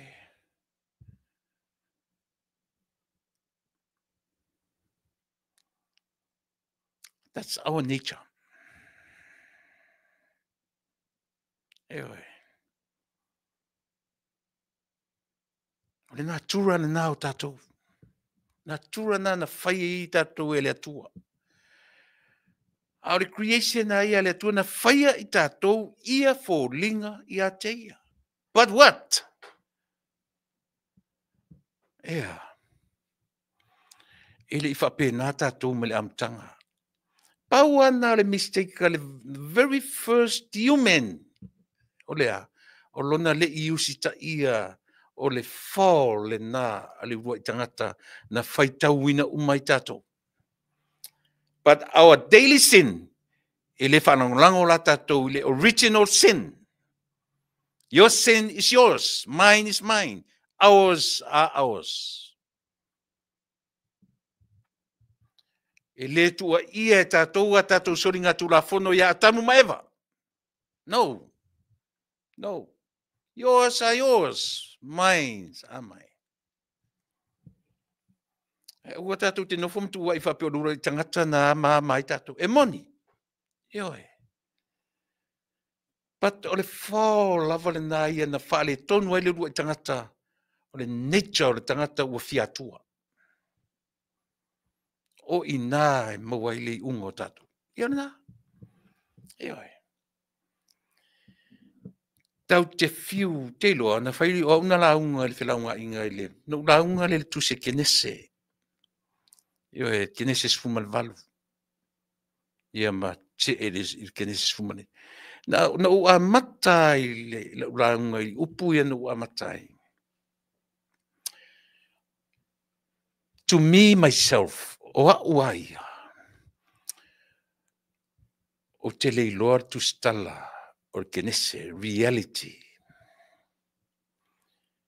Even though o lea ua talia lau tele kerusiano o mose na tusia tusia limo tu la fono. Ai i lau fo isa ili malau faitau ma sa ili pea. In my mind, mo awaia, o te leiloa, te lo mautinoa. E ui o lea ua au mai o mose tusia, pe a fua ele taimi. Ma le taimi na whanau o mose, ma taimi o rua i fuafuanga. O lona winga. E iei tangata na whaalongo, iei mose taimi o fuafuanga. Mea na e se lo loto nei mea. Pe a tatu tala noa, ma tatu tam whai apo tala o Samoa i lona history. Le history o Samoa mai lona amatanga. Le eise sina tūmatusi. Nobody. Le eise si o tatu, le eise historian at the time from the beginning. Le eise historian Samoa na tūmatusi se teimi o Samoa mai le amatanga. Aia. E fua i le mea. Ioe. Ioe.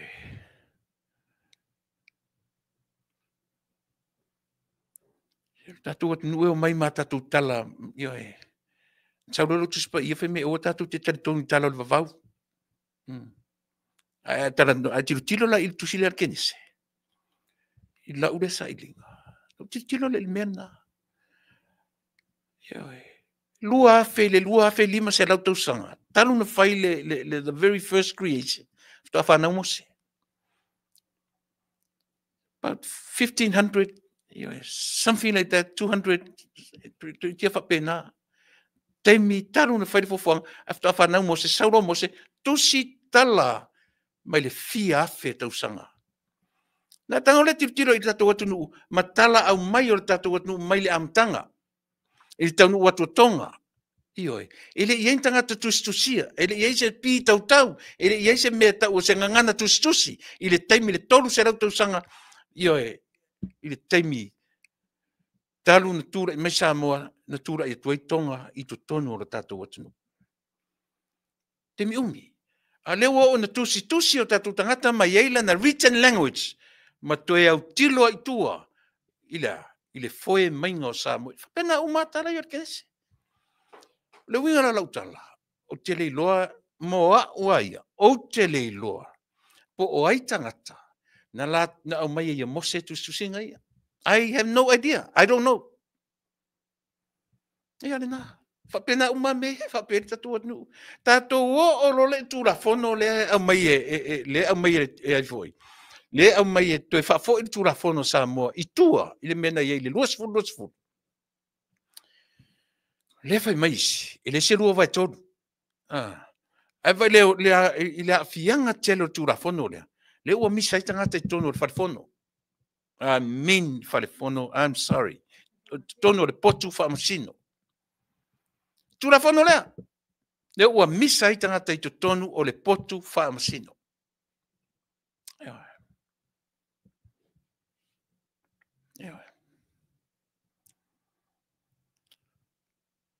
Ua misa tangata i tonu o le potu whamasino. Ono lea, tu la fono lea. Whaaleanga mea tangata i tonu lea. Ono lea, ole tu la fono lea. O aina whaia tu la fono. Tu lea pa. Mane ita pipi. Aisea. Pole mele na ungani i tangata ia.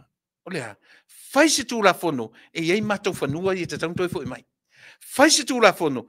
Langa ole mea leta te whawai ai. Olea, e oro i me fitanoina e te tau o na fai se tu la fono.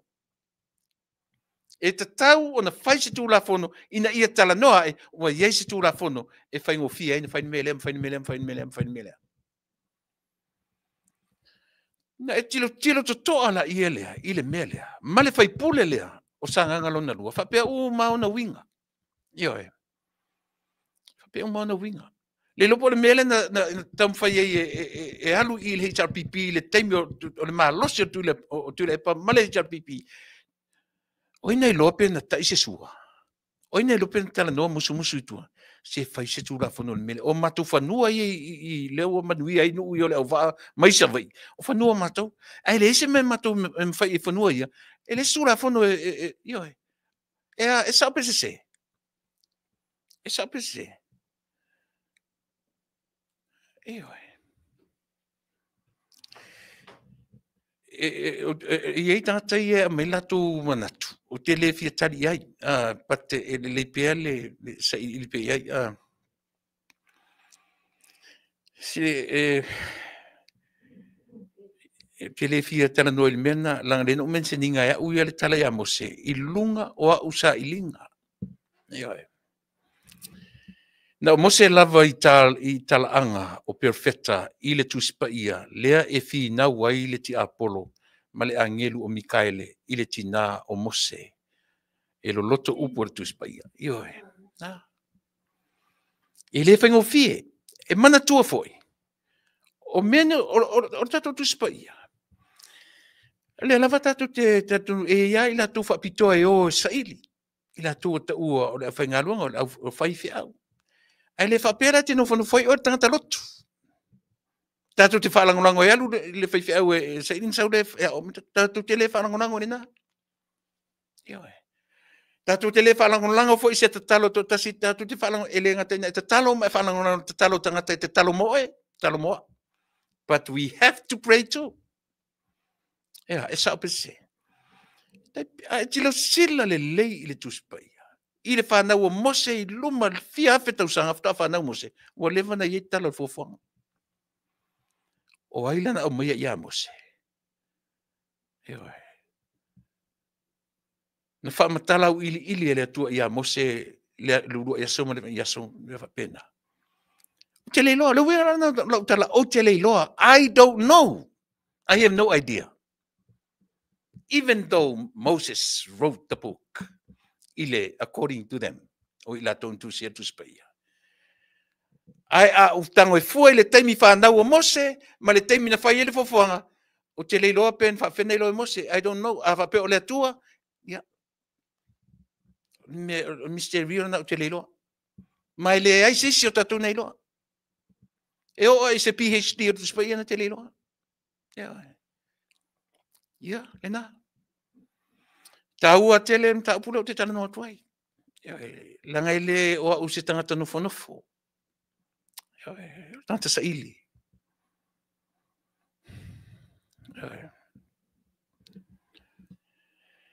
Lenga sau ele tura fono lea. E te alu I tu ele ngafa o Samoa. Ai va ai ele I tala inu uia. Ua tala noa I tu ele tasi valu. 1800. O le ma sesi o koe olo ngaka. Au o tala noa I keise sia. Ya. E kala ngoa I keise sia mea ia o lea. E tala noa I tua back in 1800. Le taimi o lea whamsinonga mane, sau le 1910, 1950, yo, ale 1950, o tala no e, toe ave I tua. E uinga le aise si o koe ola mai le o kemingi. Le o kan ngoinga. O whera le ave e whaalanga manga o mea, e tala no e le ngafa. O whesa wai I tangata I leova. E turi sa vai, o tangata e mai sa vai. O whesa wai le fata mani maurolo. Originally, where? Savai. O family apa I tatou. E apa tatou I le history. Did we have historians at a time? Ile yangi historians asa more at a time. We never had ones. Ile intanga tusi o le o Samoa. Ai whaalango mea ia. Awa ale ai I tala talinga ia. Ele ai ni mea tusi a Samoa me le amtanga o Samoa. E sa opese se. Awala ko ke fai mea mama. That's the same thing with the Bible. Exactly the same thing. Mea la lina vevesi nu ui ana nafi. I tonu I. Le fa malieina I fa masinonga. Aisea, e mata I fanua, e popula mata I fanua. Kau ke feoki kako oma I fangua le langi. Kau ke oma I fangua le langi. Ia wala ia. Aya, leanga o le nature, o le tangata, o lona manatu, a woki aku, a ua mailo ungu. E koe fo I fangua o lo ungu le, io e. Ai asa ili o fea, e sa ili le history, e le aingi mea kuskusia, o mea tu talinga. Afko a maua le mea ka o le written language after 1830. E sa o le tala le fai atu. Ia nga. E le se sere kala. Fako a maua la written language yesterday. A su e la mei o kalangoinga. A su e kua I kala o leo mai o kangakangi mai so sola mai. Ele isanga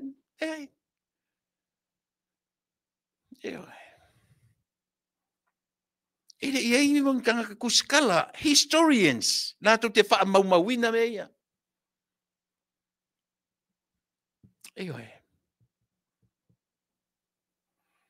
Ia. E taua. E taua o tatou matamai. O te le popole le ita o tangata e la utala noi mea ia. O te tala noa ina ia mawhaina maua se malama anga. Ina I whaingo fie na malama. Pe whakerusiano, pe whaaretino. Ile mwhai ana malama lama whakerusiano, pe ele malama lama le whaaretino. O le tala sa o tala na whai atu. Po whewhia ele fia atua o tangata. E te le malama lama lo lo so I fuanga ma lo si o manga whaaretino. Ke le malama foi po le hali mea what Christian life is. Ia. Vai. Jele yo mta upuia na o mai. Ale o te tiptila tu le tatou taimi. Ia. O tauna lavala o tautua mo e nefiafi. La tue whira I tai au. Tatou te toi whiro I tai au. Ia ona whaawar fwile o tatou por kalame. E mo nila wa taimi. Na whalongolongo I le vile. Whalongolongo nei au tele isau le vile o le sunga I le lauri ala mali toa. Na pu e mai tutonu o le meo le alingo le mea. Tunga mau I mangele. Mangry. Tati whaftai aile anganga fu o lea whaipule alu e se yasi tangata o lona ainga. Tangata o lona nu a fioanga. O lona I tumalo. O lona ainga uncles, aunties. O lo toi tutonu o tunga mauia. Mota tunga mau la ia lena alu se iasi a ole tu va atu mo Samoa. E se mana yo le mafofonga ye o tangata ye le langona se iasi o na tangata e ui ina ua fai I langi le folanga. O ise si alu e asi yo e. A langona lena faftai. Tatou ye le vai tau o le tiveni. O le vai tau o le tape nanga mo aso. Mo leo o mai o le tatou di faola. Tatou whainga malo. O le na. O le fetu pupula le o tua. Mata maroro ye ti e ka mela ye o tua. Ye le background ya. Ye na tu te lo. Le ya se si le to ilo tala na. A o le mea tau o le tala lea. E tau malo ya ai tau nu fatasi a man falinga a le tua I makoi. Awani o tu tu fo ile awalan to wi mai ai sui le awala. Fia me ma le vanga. Fia me ma le tatu ainga. Fe au na mo tatu, fe au fa Krismasi. Sui le awala. Sui le awala tu te toi fo ai ea. E atia e ai Samoa. Sui fainga.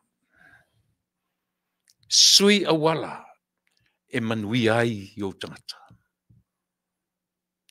Na ufionga tu mata ipare mia. Fe au fa Krismasi ni na. Fe au fa le atua ni na mo tatu ela mai le fetu pupula le o tua. Ma makoi nea e one. Le ale sao makoi ia. Usi tai le whaatonunga le atua. O lea. E leo le mea lofa, e leo le auro, leo le muro, li pano a lea. Ia I loa sui le awale toe fo ia. Fe au taua na mo tatou. Le tatu whainga malo. Awane I ui I awala tui la epa. Tau te sila fia. Na whaale tonu ai tatou atanu. Awane toi ui ai. Sui le awala. O te au lea. Fe au lea fe tu ma makoia I au tua. Eo e.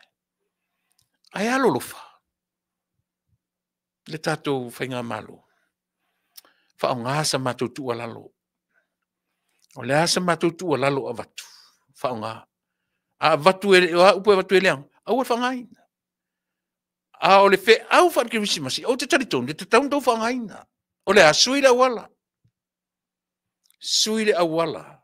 E manui ai Samoa. Manui a te loa Samoa. Tatou toe wheloa I le aso atai au. Pe a pule alo whale atua e mo mori. Ia ilo soi fua ma lo wala. Lau tau au na masani. Tui le apa whaavitai li o sua. Wheloa I le aso atai au. Soi fua mai manui a.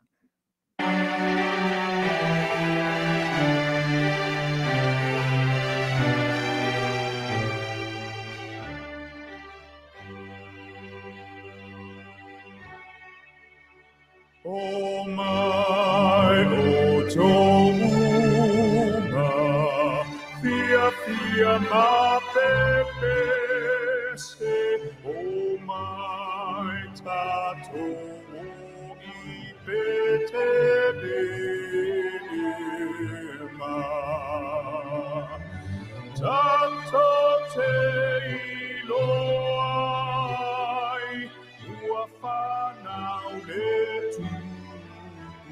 O mai a tatou ifo, o mai a tatou ifo, o mai a tatou ifo I le ali. O le atua moni, le malama na soifua mai o ia I le taupo. O le atali na whanau mai ia. O mai a tatou ifo, o mai a tatou ifo, o mai a tatou ifo I le ali.